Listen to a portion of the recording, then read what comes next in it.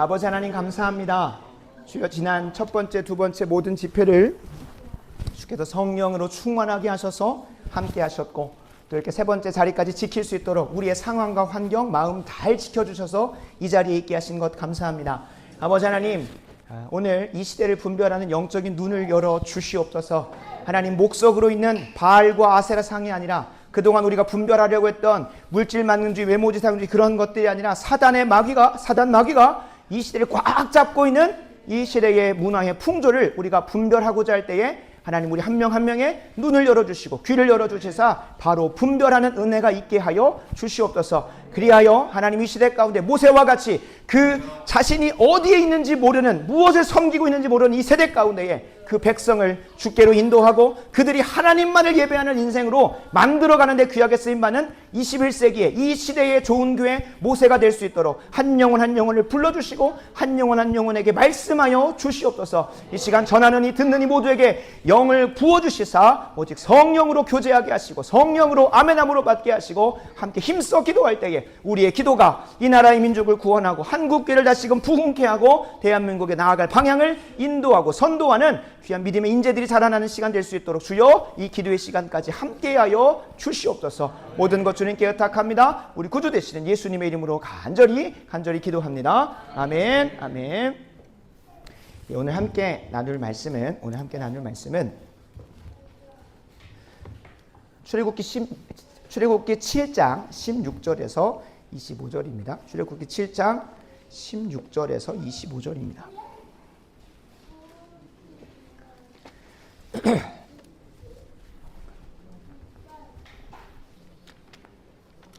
네, 출애굽기 7장 16절에서 25절 말씀입니다.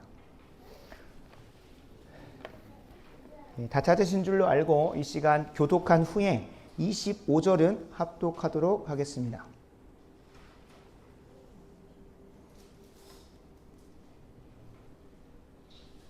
네. 같이 함께 읽겠습니다. 7장 16절에서 25절입니다. 약속 있는 하나님의 말씀입니다. 그에게 이르기를 히브리 사람의 하나님 여호와께서 나를 왕에게 보내어 이르시되 내 백성을 보내라. 그러면 그들이 광야에서 나를 섬길 것이니라 하였으나 이제까지 네가 듣지 아니하는도다. 여호와가 이같이 이르노니 네가 이로 말미암아 나를 여호와인 줄 알리라. 볼지어다 내가 내 손의 지팡이로 나일강에 치면 그것이 피로 변하고 나일강의 고기가 죽고 그 물에서는 악취가 나리니 애굽 사람들이 그 강물 마시기를 싫어하리라 하라. 여호와께서 또 모세에게 이르시되 아론에게 명령하기를 내 지팡이를 잡고 내 팔을 애굽의 물들과 강들과 운하와 못과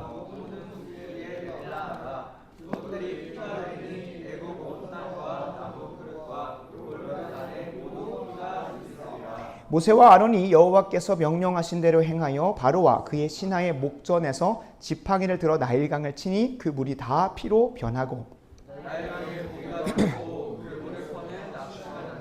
애굽 사람들이 나일강 물을 마시지 못하며 애굽 온 땅에는 피가 있으나 애굽 요술사들도 자기의 요술로 그와 같이 행함으로 바로의 마음이 완악하여 그들의 말을 듣지 아니하니 여호와의 말씀과 같더라.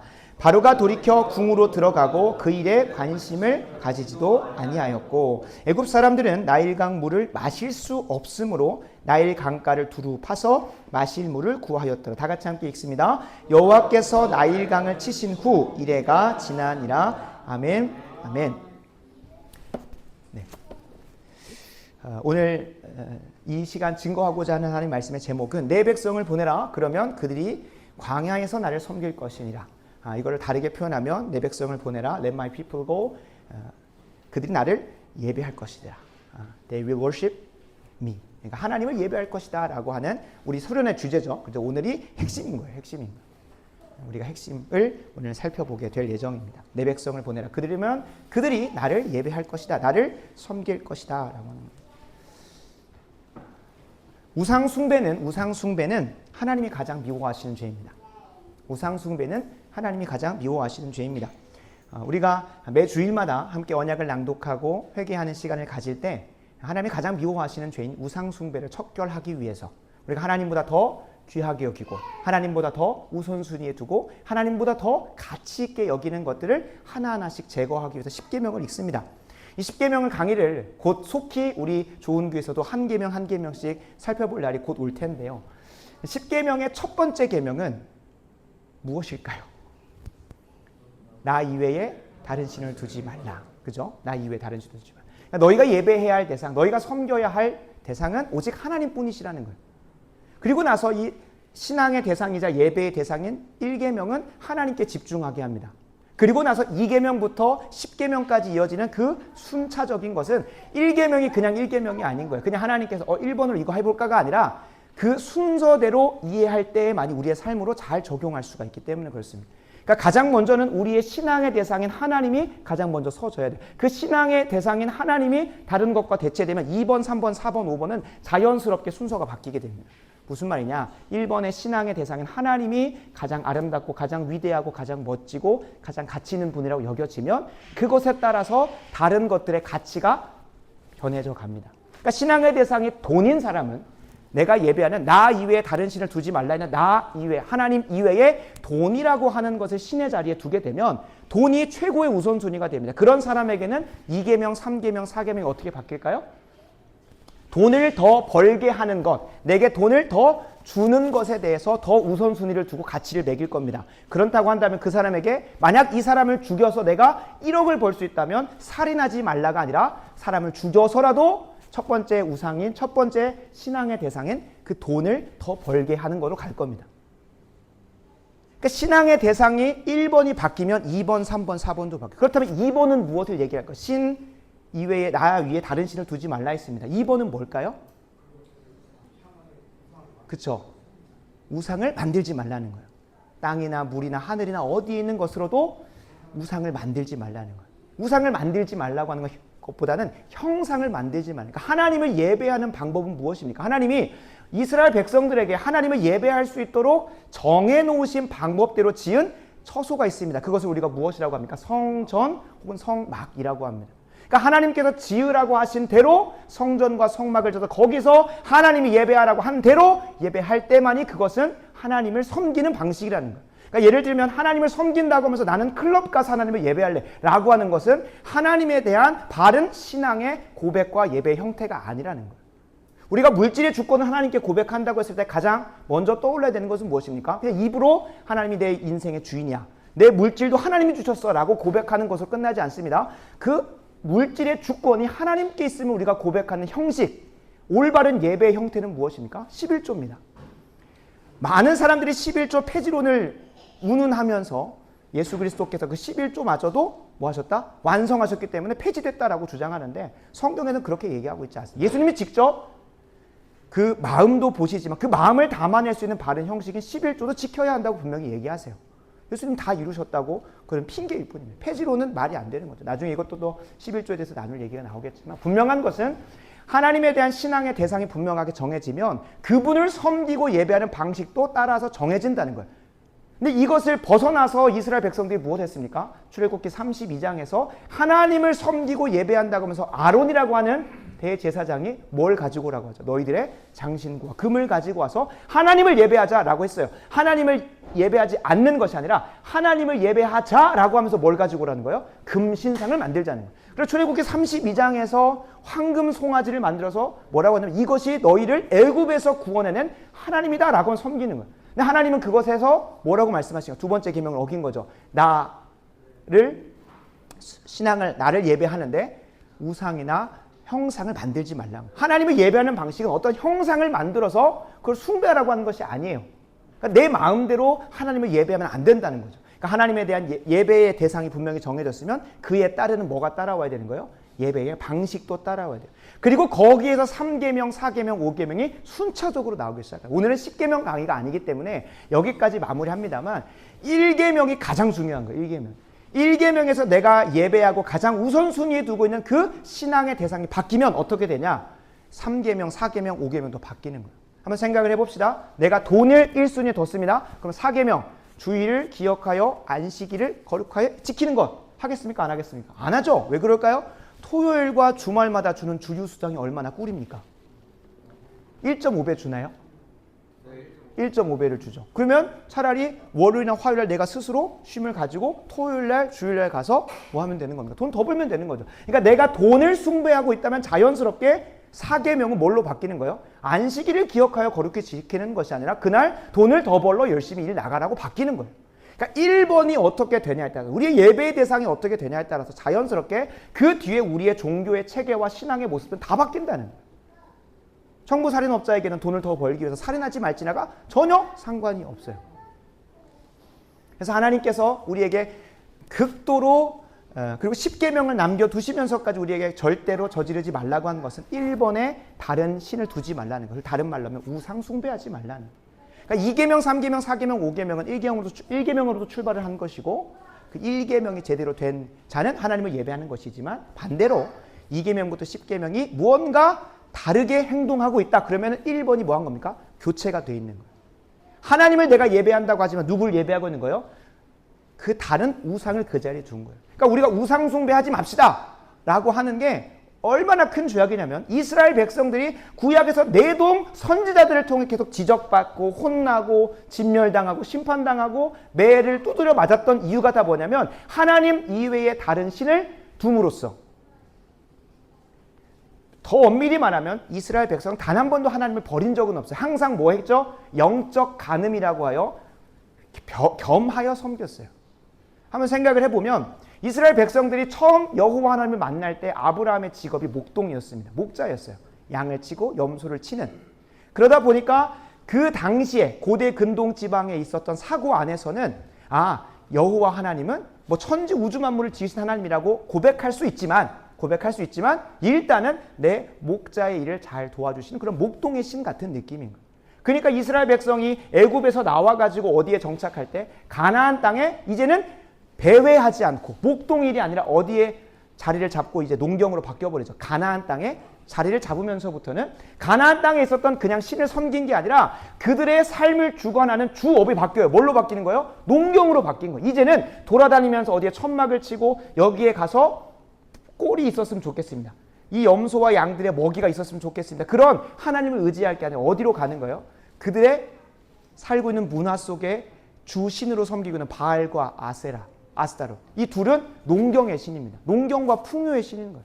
그러니까 하나님도 섬기지만 누구를 겸하여 섬기는 거예요? 바알과 아스타롯을 같이 섬겨왔던 거예요. 영적 간음을 하지 말라는 거예요. 그러다 보니 바알과 아스타롯 그리고 좀 더 많이 등장하는 몰렉이라고 하는 신은 자녀를 인신제사로 드리는 것을 예배의 형식으로 취했습니다. 그러니까 몰렉이라고 하는 신이 하나님 자리에 가고 나니까 그들에게 있어서 하나님의 형상대로 지음받은 누구마저도 자신의 자녀마저도 인신제사로 드리는 게 당연하게 받아들여졌다. 여기서 계속 거듭해서 말씀드리고자 하는 것은 1번 1계명이 어떻게 바뀌냐에 따라서 2번, 3번, 4번, 5번 내 삶의 윤리와 도덕적인 모습까지도 변해져 간다는 거예요. 세상은 돈을 그 자리에 두고 세상은 명예를 그 자리에 두고 세상은 1번의 자리에 뭘 두는 거예요? 이 사람들의 인정과 내 삶의 행복을 두다 보니까 자연스럽게 내 행복을 위한 것이라면 살인도 하지 않고 내 커리어를 위해서라면 부모 공경하는 걸 다 뒤로 후순위로 밀어버리는 거죠. 그러니까 1번이 어떻게 정리되냐에 따라서 그 뒤가 변경된다는 거예요. 근데 우리의 삶 속에 우상 숭배하지 말라고 하는 걸 조금 쉽게 여길 때가 있어요. 우상 숭배하지 말라는 거, 지금 시대에 우상이 어디 있어? 라고 할 수 있어요. 실제로 우리가 구약 성경이나 신약 성경을 보다 보면 우상이라고 하는 것이 뭘로 등장합니까? 막 금신상 해가지고 막 눈에 보이는 분명한 어떤 우상을 섬기는 것들이 구약 성경에서 계속 철폐가 돼요. 그러다 보니까 이 지금 시대에 이 현대 문명이 이렇게 발달한 상황 속에서 누가 옛날 우리 그 어르신들이 했던 것처럼 성황당에 가서 혹은 뭐 영험한 나무 앞에 가서 정성을 드린다든지 목석 앞에 가서 어떤 신당 앞에 가서 그 금신상 앞에서 절을 하고 막 하겠냐는 거예요. 요즘에 어떤 시대인데 이성이 그렇게 발달하고 현대 과학이 발달해서 이전에 종교가 창시될 때는 어떻게 창시가 됐습니까? 내 인간의 이성으로 해석이 안 되는 문제를 그냥 믿음의 영역으로 넘겨버린 거예요. 우리가 그리스 로마 신화를 한번 살펴보면 그 당시에 관측 기술이 지금처럼 발달이 안 됐습니다. 그러니까 천둥 번개로 인해서 집이 불타버리고 어려움이 있어요. 그럼 그 두려움과 공포로부터 벗어나기 위해서 그 천둥 번개가 안 쳤으면 하는, 혹은 많은 사람들이 바닷일로 바다를 나가게 되는데 많은 사람들이 파도와 해일로 죽고 오는 거예요. 그래서 바다의 신인 포세이돈을 만들어 놓고 포세이돈에게 뭐 하는 거예요? 제사를 드리는 거예요. 그러니까 내 이성이 아직 발달되지 않고 과학 문명이 발달되지 않은 상황 속에서 뭐가 등장을 하는 거예요? 이 신이라고 하는 개념들이 등장하는 거니까 이제 현대 사회로 오면서부터는 성경에서 말하는 그런 목석, 그런 금신상 같은 거 만들어 놓고 신을 섬기잖아요. 그래서 요즘 시대가 어느 때인데 아직도 종교를 가지고 있냐라고 물어보는 게 요즘은 좀 다반사죠. 왜 그럴까요? 하나님이 없어도, 제우스가 없어도, 포세이돈이 없어도, 이미 제우스가 없어도 이 천둥 번개가 어떻게 운영되는지를 알아요. 그리고 그 천둥 번개로 인한 피해를 어떻게 막을 수 있습니까? 단 피뢰침 하나로 그 천둥 번개의 그 벼락을 그냥 쭉 정리할 수 있는 거예요. 바다는 아직까지 정복을 못했습니다만 언젠가는 또 할 수 있겠죠. 지오스톰이라고 하는 어떤 영화를 보면 거기에서 막 큰 인공위성을 띄워가지고 SF 영화긴 한데 막 날씨를 주관하는 그런 것들도 보게 돼요. 먼 미래에 그렇게 될지도 모르요. 실제로 지금 사막화가 진행되고 있는 곳에서는 어떤 걸 뿌리면 비가 조금 더 온다든지 그런 것들도 실험 가운데 있다고는 하지만 분명히 언젠간 사람이 날씨마저도 주관하게 될 것이라고 사람들은 믿습니다. 뭐가 발전하면서 과학과 우리의 기술들이 발전하면서 그게 될 것이라고. 그러면서 자연스럽게 우리는 우상 숭배 안 해. 그거는 아직 이성이 발달하지 못하고 문명이 발달되지 않은 어느 사회?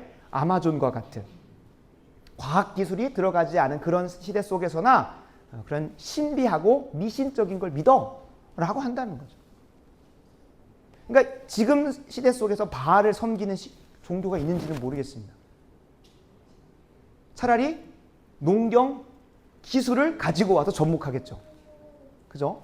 유전자 변형을 통해서 더 많은 것들을 풍요롭게 만들려고 하는 거죠. 그죠? 근데 이제 그러면 그 다음 단계로 넘어온 우상을 살펴보면 우리 안에 팀 켈러 목사님의 귀한 통찰, 물론 팀 켈러 목사님이 처음으로 등장시킨 건 아니지만 우리 안에 우상들이 자연스럽게 자리 잡는 것들이 있습니다. 눈에 보이는 물리적인 어떤 구조물로 등장하진 않지만 내 안에 외모를 조금 더 중요하게 생각한다든지 물질을 더 많이 가지는 것이 내 삶을 윤택하게 하고 내 삶을 편안하게 해줄 수 있다는 첫 번째 자리에 누굴 두는 거예요? 물질을 두거나 돈을 두거나 첫 번째 자리에 외모를 두거나 첫 번째 자리에 사람마다 다양한 것들을 두는 거예요. 그래서 그 사람에게 그 부분을 지적을 하게 되면 너는 외모가 왜 그래? 라고 지적을 하게 되면 그 사람에게서 그게 가장 중요한 것이기 때문에 바로 뭘 알아봅니까? 성형외과를 알아보는 거죠. 이걸 해야겠다, 저걸 해야겠다. 돈을 조금 건들기 시작을 하면 그 사람에게 있어서 뭐라도 좀 더 벌어봐야겠다. 최선을 다해서 돈을 벌기 시작을 하죠. 각 사람마다 내면 안에서 추구하고자 하는 가장 최고의 가치가 눈에 보이진 않지만 하나를 가져가요. 그래서 디모데 후서에 보면 말세의 때가 이르러 어떤 우상이 등장하냐면 자기를 사랑하는 우상이 등장한다고 얘기해요. 말세에 자기를 사랑해서 돈을 축내고 성을 축내고 섹스를 축내고 명예를 축내고 인정을 축내고 하는 그런 식으로 간다. 그러니까 자기에게 만족을 주기 위해서 할 수 있는 것이라면 뭐든지 1번에 두는 거예요. 그런 우상 숭배로 이제 시대가 거듭되면서 좀 바뀌어갔어요. 근데 우리가 오늘 우리가 본문 그리고 이 오늘 본문을 통하여 이 시대 21세기 지금의 시대 속에 드러나고 있는 우상은 조금 더 교묘합니다. 조금 더 교묘해서 우리가 정말로 영의 눈이 열리고 성경을 가지고 분별하여 보지 않으면 그냥 자연스럽게 그게 무슨 우상이야. 아니 우리가 자연스럽게 생각하고 사고하고 행동하는 문화인데 왜 그게 무슨 우상이야? 라고 말할 수 있어요.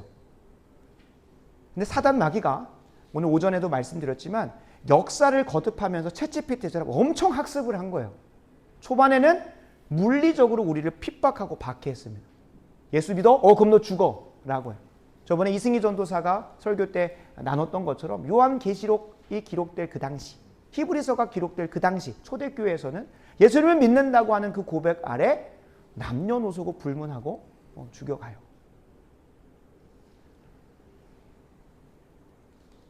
우리가 알고 있는 로마의 그 원형 경기장에서는 최종 심판대입니다. 최종 심판대.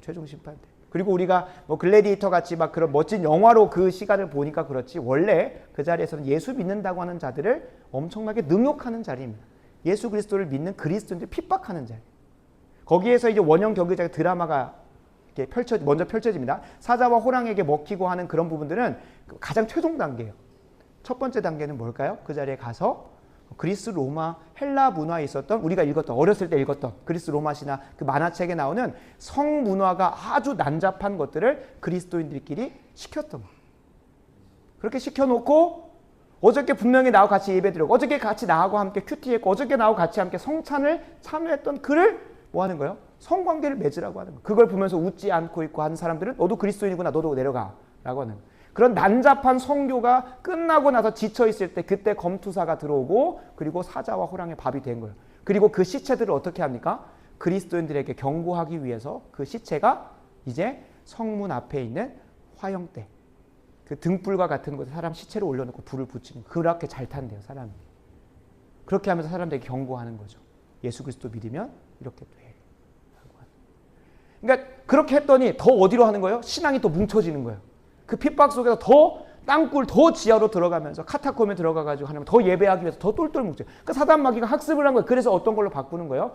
개구리탕에 아주 따뜻하게 가면서 우리에게 풍요를 주고 물질을 주고 세상에 안락함을 주면서 그래서 우리 1970, 80년대 때 정말 먹고 살기 힘들고 가난했을 때 그때는 더 주님을 붙들었습니다. 근데 이제 배가 뜨뜻해지고 먹고 살만해지니까 누구를 안 찾습니까? 하나님을 안 찾는 거예요. 하나님을 안 찾는 거예요. 실제로 지금도 제3세계나 혹은 지금 남미 쪽에서 우리보다 더 못 사는 나라들 쪽에서는 그 복음의 역사가 엄청나게 일어나고 있어요. 일단 삶도 가난하고 그 심령도 가난하니까. 이 삶의 문제를 해결할 수 있는 분은 뭔가 하나님이라고는 초월적인 존재밖에 없으니까 그분을 내 삶으로 모시기 시작해서 복음의 역사가 일어나는 거예요. 지금 우리나라가 복음회를 떨어지고 기독교인과 떨어지고 한다고 하지만 지금도 하나님의 역사는 하나님의 복음의 역사는 전 세계 곳곳에 일어나고 있어요. 특히 어디에 더 많이 일어납니까? 박해가 심하다고 하는 중국 본토와 이슬람 세력 가운데 이슬람 본토 가운데 일어나요. 제가 얘기하는 게 아니라 브라이언 채플이라고 하는 예배학 쪽에 아주 대가이신 교수님이 한번 오셔서 저번에 12.7 때도 12.7 우리 거룩한 방파제 예배 때도 오셔서 이제 말씀을 전해 주셨는데 지금도 그런 복음의 역사, 부흥의 역사가 안 일어나고 있는 게 아니에요. 우리가 눈 어두워 못 보고 있을 뿐이죠. 여기서 우리가 주목하고자 하는 것은 이 시대에 지금 사단 마귀가 학습을 해서 어디까지 왔을까요? 우리가 인식하지 못할 정도로 교묘하게 들어와서 하나님을 자연스럽게 대적하게 만드는 이게 어떻게 하나님을 대적하는 거야? 라고 속일 정도로 사람의 유혹과 간사한 속임수로 우리를 흔들고 있는 거예요. 분명히 나는 하나님을 예배한다고 하고 나는 분명히 교회 다닌다고 말하지 나는 그리스도인이라고 말하지만 자연스럽게 하나님을 대적하는 자로 만들어버리는 우상을 숭배하고 있습니다. 그래서 오늘 본문을 함께 살펴보면서 21세기 특별히 사단 마귀가 시간과 역사를 거듭하면서 수많은 케이스를 학습하면서 이 시대에 교묘하게 우리에게 우상 숭배하게 하는 그 우상을 분별하는 시간을 가질 겁니다. 오늘 본문을 통해서. 그리고 그것을 분별하고 나면 이제 오늘 본문 마지막에 나오는 오늘 본문 초반에 나오는 것처럼 모세에게 먼저 그걸 깨닫게 하시고 어떻게 하십니까? 그 백성. 분명히 하나님의 택함 받은 백성이 하나님 이외의 다른 것에 우상을 두고 고통받고 있을 때 그들을 뭐 하는 겁니까? 구원해내어 하나님을 예배할 수 있도록 바꾸는 거죠. 그게 우리의 유일한 소명이자 유일한 사명입니다.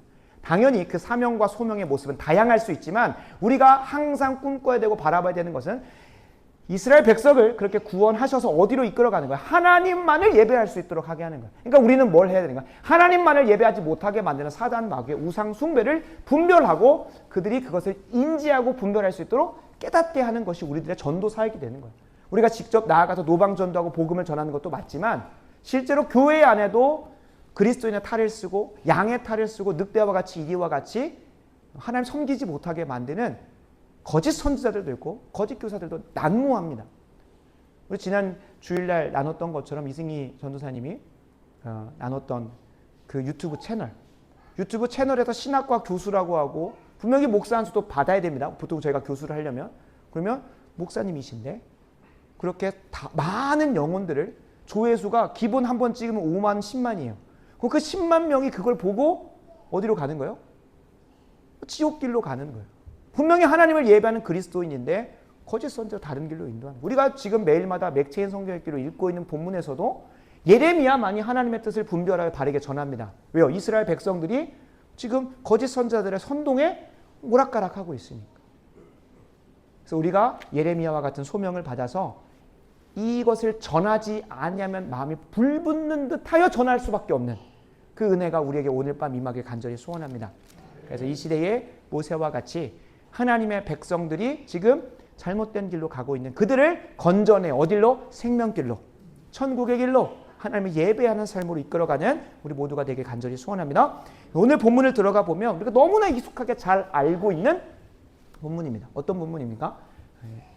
모세가 이제 바로와 애굽 사람들에게, 심지어는 이스라엘 백성들에게 마저도 여호와 하나님이 어떠한 분이신지를 차례차례 알려주는 시간인 거예요. 우리가 지금 이것을 봤을 때 그냥 하나님이 나일강을 피로 바꾸시는 놀라운 기적을 행해서 하나님이 너무 멋진 분이다 라는 것을 보여주려고 하는 그런 본문처럼 생각하는데, 이스라엘 백성이 이 출애굽기 본문을 글로 본 거는 꽤 이후의 일이지만 모세의 가르침과 모세의 교육을 통하여서 이 본문을 인지하고 외우고 인식할 때는 어떤 배경이었는지를 우리가 주목하여 봐야 됩니다. 이스라엘 백성은 430년 동안 자연스럽게 애굽의 문화를 통해서 애굽의 신들을 내가 직접 섬기겠다고 말한 적은 한 번도 없어요. 그들이 함께 살고 함께 먹고 함께 문화를 공유하면서, 삶을 공유하면서 자연스럽게 애굽인들의 사고체계와 세계관을 내 것으로 가져오기 시작을 하는 거예요. 나일강을 볼 때에 이 강은 단순히 그냥 지금 현대 과학으로 봤을 때는 우기가 있고 혹은 범람기가 있고 그런 자연현상이 있는 거죠. 근데 그것을 그 당시에는 과학기술이 발전하지 않았으니까 어떤 신을 놓냐면 나일강의 신인 하피라고 하는 신을 선정해 놓습니다. 그리고 그 하피가 잘 관리해주면 나일강이 범람했다가도 아주 비옥한 땅이 되는 거고, 나일강은 참고로 농경 문화 할 때 아주 비옥한 땅입니다. 그게 우기가 되면 꽉 차가지고 물을 갖다가 물이 쭉 빠져서 그 비옥한 땅에 뭐 하는 겁니까? 농작물을 심었다가 거두는 거죠. 그러니까 그때와 시기가 잘 맞지 않으면 어떻게 되는 거예요? 수해를 먹는 거죠. 곡식을 심어놨는데 때에 따라서 이게 잘 범람했다가 잘 빠져야 땅도 비옥해지고, 그리고 거기서 그 비옥한 땅에서 곡식을 거두게 되는데, 그 때를 잘 안 맞춰지면 그냥 그 해 농사를 망치는 거예요. 그래서 그거를 주관하는 누구를 만들어 놓은 거예요. 하피라고 하는 신을 만들어서 하피 신에게 이 농작물이 잘 자랄 수 있도록. 심지어 나일강은 그 척박한 광야 가운데 흐르는 큰 강줄기입니다. 그래서 식수로도 쓰임받고 생명수이기도 한 거예요. 그러니까 이 생명수를 같이 함께 공유하는 이스라엘 민족에게는 누가 생각하는 것처럼 그들을 지배하고 다스리고 있는 애굽 사람들처럼 나일강을 대하기 시작을 하는 거예요. 처음에는 그렇게 안 되겠죠. 처음에는 이스라엘 백성이 들어갈 때 누가 그곳으로 인도해 갔습니까? 아브라함의 하나님, 이삭의 하나님, 야곱의 하나님, 그 여호와 하나님을 믿고 들어간 거예요. 근데 그들과 함께 말하고 생각하고 행동하고 나일강에 물을 떠오고 그걸 가지고 음식을 하고 농경에 참여하고 거기서 나온 짚으로 그들이 해야 되는 벽돌을 만드는 일들을 할 때에 뭘 같이 함께 학습하기 시작합니까? 그 행동을 같이 반복함으로써 나일강의 신이 우리에게 이렇게 줬구나라는 것을 자연스럽게 사고체계로 바뀌는 거예요. 그래서 우리가 생각한 대로 행동해야 되는데 행동한 대로 그 문화대로 우리가 생각하기 시작한 거예요. 그래서 이스라엘 백성들에게 430년 동안 그것이 학습되어지고 나니 이제 가나안 땅에 들어가서 누구를 섬겨야 되는데, 하나님을 예배하고 하나님을 섬겨야 되는데 그들의 사고관 자체가 어떻게 되는 거예요? 애굽 사람들하고 완전 똑같은 거예요. 그래서 오늘 오전에 나눴던 것처럼 누구를? 애굽 사람들의 사고 안에서는 바로라고 하는 인간 왕은 태양신 라, 그들에 있어서 최고의 신인데 태양신 라의 아들이에요. 신의 현현인 거예요. 마치 예수 그리스도가 이렇게 현현하신 것처럼 바로는 그들의 신들의 아들인 거예요. 그러니까 그 왕의 노역을 하는 건 우리가 신적인 일에 참여한다라고 자연스럽게 배워가는 거예요.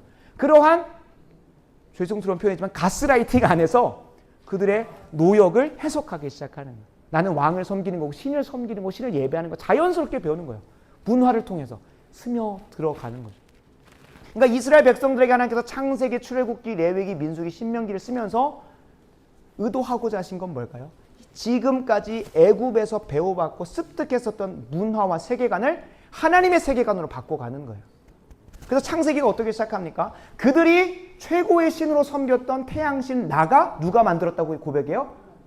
하나님이 빛이 있으라 하시니 만들었고 그 빛을 주관하는 태양과 달과 별을 누가 만들었어요? 천지를 창조했어요. 하나님이 창조했다는 거예요. 그러니까 그것을 듣고 읽으면서 뭐가 바뀌는 거예요? 세계관이 바뀌기 시작을 하는 거예요. 이 애굽에서는 자연스럽게 태양신 나가 최고의 신인데 그것을 주관하시는 하나님이 계시는구나를 창세기를 읽으면서 배우는 거예요.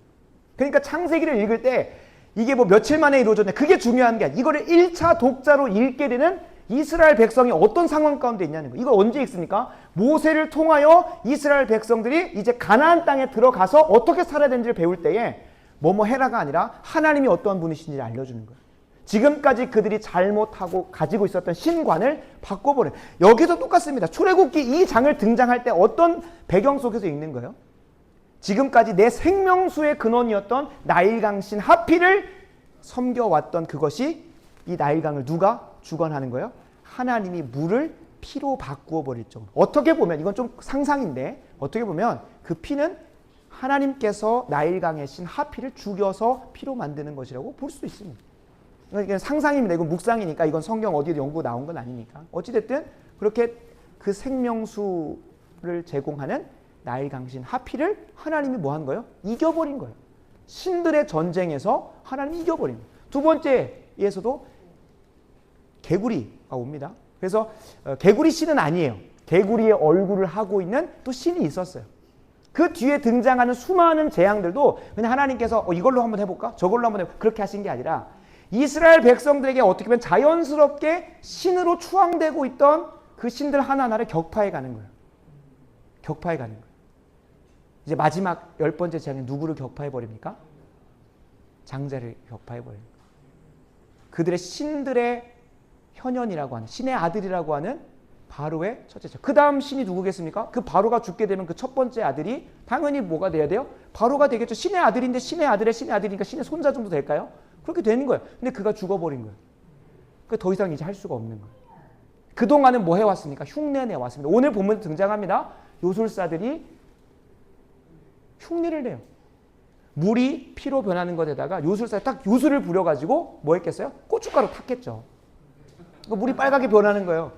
고춧가루 아니면 고추장을 타서라도 물이 찐득하게 뻘겋게 만들었겠죠. 보여주니까 흉내 낼 수 있는 거예요. 하나님 별거 아니네 라고 하면서 한 번씩 이겨보는데 세 번째 네 번째 가면서부터 도저히 따라할 수가 없는 거예요. 그거를 하나님께서 친히 뭐 하신 거예요? 이제 출애굽해서 가나안 땅에 가서 하나님을 예배해야 될 그들에게 하나하나씩 친절하게 가르쳐주고 있는 거예요. 우리가 그렇게 봐야 되는 거예요. 그냥 하나님 놀라운 기적을 행하셨다가 아니에요. 여호와 하나님인 줄 아는 것은 첫 번째로는 바로와 애굽에게 그 현상을 통해 보여주려고 했지만 그것을 읽게 되는 누구에게도 이스라엘 백성들에게도 그것을 간접적으로 경험하고 있는 이스라엘 백성들에게 가르쳐 주시고자 그 문화를 완전히 빼버리시고 누가 진짜 신이고 하나님이다? 여호와 하나님, 아브라함의 하나님, 이삭의 하나님, 야곱의 하나님이 진짜 그들이 예배하고 섬겨야 될 자라는 걸 하나하나 보여줬다는 거예요. 여기서 우리가 조금 더 깊게 들어가서 이스라엘 백성들이 하피신을 몰랐을 수도 있습니다. 하피신이 나일강을 주관하셔가지고 그런 내용 하나도 몰랐을 수 있어요. 실제로 우리가 교회를 다니지만 그리스도인이라고 하지만 무엇을 믿는지 모르고 나는 믿는데 누구를 믿어? 예수를 믿는데요. 예수가 누군데? 라고 하면은 성인 군자 정도로 믿는 사람들이 꽤 많습니다. 실제로 제가 살아있게 대학교에서 하면서도 제자 훈련이라고 하는 것을 입문을 할 때 항상 물어봅니다. 가장 먼저 묻는 건 신앙의 고백이에요. 너는 본 어게인 그리스도, 너는 거듭난 그리스도인이니? 너는 예수의 십자가의 죽음과 부활의 의미를 아니? 그걸 의미를 모르는데 나는 예수를 믿는데 그러면 가짜죠. 그럼 그리스도인이 아닌 거잖아요. 신앙을 고백하라고 하는데 뭘 믿는지도 몰라요. 근데 나는 믿는데요. 나는 천국 갈 거래요. 그런 확신이 있어요. 근데 이런 게 이 애굽에서도 분명히 있었다는 거죠. 뭘 믿는지는 모르겠는데 어찌됐든 그냥 자연스럽게 교회 문화 안에서 자고 나라고 하니까 하나님이 최고의 신이고 예수님은 아들이고 성령님은 잘 모르겠고 근데 그냥 뭔가 성삼위일체 하나님이라고 하는데 그래서 항상 물어요. 성부와 성자와 성령 하나님을 믿냐라고 물어요. 제자훈련 면접 때, 면담 때 이거 통과 못하면 너는 다음에 와라 라고 해요. 왜 그럴까요? 제자훈련이라는 건 예수님을 믿기 위해서 하는 게 아니라 예수님을 믿는 자들이 어떻게 하면 하나님의 뜻대로 살까? 다른 말로 하면 이스라엘 백성이 이제 하나님을 믿는다고 하면 어떻게 살아야 될지를 알려주기 위해서 이 출애굽기가 있는 것처럼 똑같은 거예요. 제자훈련도 똑같은 거예요. 그러니까 제자훈련 받으려고 하는데 신앙 고백이 없어요. 내가 뭘 믿는지 몰라요. 나는 그리스도인이래. 그냥 천국 간대요. 그러니까 무지성 신앙인들이 정말로 많아요. 근데 애굽에 살고 있던 이스라엘 백성도 똑같았다는 거죠. 신들의 계보 몰라요. 누가 최고 신이고 그 다음 신이 누구고 그 다음 신이 누구고. 저도 그거 다 알려주려고 그거 알고 나면 뭐 그거를 굳이 뭐 우리가 알 필요. 근데 그리스 로마 신화는 우리가 만화를 통해서 다 알고 있죠. 최고의 신 제우스, 그 동생 포세이돈과 하데스 막 다 연결돼. 너무나 잘 알고 있죠. 여러분 그거 속으시면 안 돼요. 자연스럽게 들어오는 거예요. 초등학교에서 그 멋진 아름다운 그림으로 만화책 들어줘? 그거 보려고 얼마나 제 친구들하고 싸웠는지 모르겠네요. 누가 먼저 1권 빌려가냐 2권 빌려가냐. 근데 하나님이 이 땅에 보내신 12제자 이름은 모르는데 누군 다 알아요? 그리스 로마 신화에 나오는 신들은 누가 세냐 너가 세냐. 그러면서 우리가 어떤 놀이를 합니까? 그리스 로마 신화 놀이하면서 내가 제우스 할래, 너가 하데스 해, 너가 포세이돈 하면서 그렇게 놀았던 옛날의 기억이 있습니다. 그러니까 자연스럽게 뭐가 들어오는 거예요?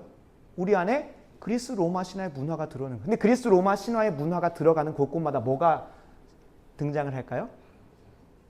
바람피고 난잡한 성교가 이루어지고 해요. 왜냐하면 그리스 로마 신화의 대부분 내용은 뭐예요? 다 불륜에, 간음에, 수간에, 유아 성교에 이상한 것들만 다 가득해요. 잘 보면. 지금 생각해보면 그렇지 않아요? 제우스가 얼마나 바람쟁이입니까? 수많은 사람들을 하고 심지어 그 소머리의 그 인간 뭐죠? 그걸 뭐라 그러죠? 소머리 인간? 그 밀실 안에 들어간 켄타우로스도 있죠. 켄타우로스도 있고 또 그거 말고 소머리에다가 그 밀실을 지켰던 테세우스 뭐 이렇게 했던 그 괴물이 있는데. 그러니까 미노타우로스 어떻게 나온 겁니까? 어떤 신하고 어떤 신이 소하고 관계를 맺어가니까 그러니까 수간인 거예요. 수간. 말도 안 되는 거죠. 근데 그게 아이들에게 자연스럽게 만화로 학습되어져 가지고 그런 생각을 하게 하는 거예요. 근데 지금 우리가 이 교육 현장에서도 그런 게 자연스럽게 들어오고 있죠. 최근에 전라북도에서 성인지 교육이 조례로 통과돼 가지고 우리 초등학교에서 그런 것들이 자연스럽게 성교육으로 가르쳐지게 돼요. 이렇게 문화적으로 들어오는 거예요. 누구에게도? 이스라엘 백성들에게도 그러겠다는 거예요. 그냥 먹고 마시고 숨만 쉬는데 자연스럽게 사람들과 교제하면서 들어오는 거예요. 최고의 무서운 통로는 누굽니까? 유튜브도 아니고요. 인스타도 아니고 그 문화를 자연스럽게 배우게 하는 건 누구예요? 내가 함께 먹고 마시고 밥 먹고 함께 일하는 동료들을 통해서요. 함께하는 친구들을 통해서 그 문화가 자연스럽게 내게 들어요. 그러니까 이스라엘 백성도 그 당시에 유튜브가 있었겠습니까? 뭐 인스타가 있었겠어요? 아무것도 없었습니다. 최고의 미디어는 누구예요? 최고의 통로는 함께 먹고 마시고 사는 이 애굽 사람들이었던 거예요. 애굽 사람들이 가지고 있는 세계관대로 이스라엘 백성도 똑같이 행동하다 보니 그 세계를 가진 거예요. 근데 우리의 삶 속에 자연스럽게 들어오고 있는 그 무서운 우상 숭배가 있는데 우리가 그것을 오늘은 이렇게 정리합니다. 문화 막시즘이라는 거예요. 막시즘. 문화 막시즘. 막시즘은 사회 공산주의를 영어로 표현합니다. 마르크스주의라고도 하고 뭐 여러 가지 이름들이 있죠. 레닌 마르크스주의, 사회주의, 뭐 사회 공산주의, 공산주의가 있어요. 우리 안에 자연스럽게 문화를 통해서 들어와요. 문화 막시즘. 문화 막시즘이 무엇이냐면 문화를 통하여 마르크스주의를 생각하고 사고하고 행동하게 만드는 거예요.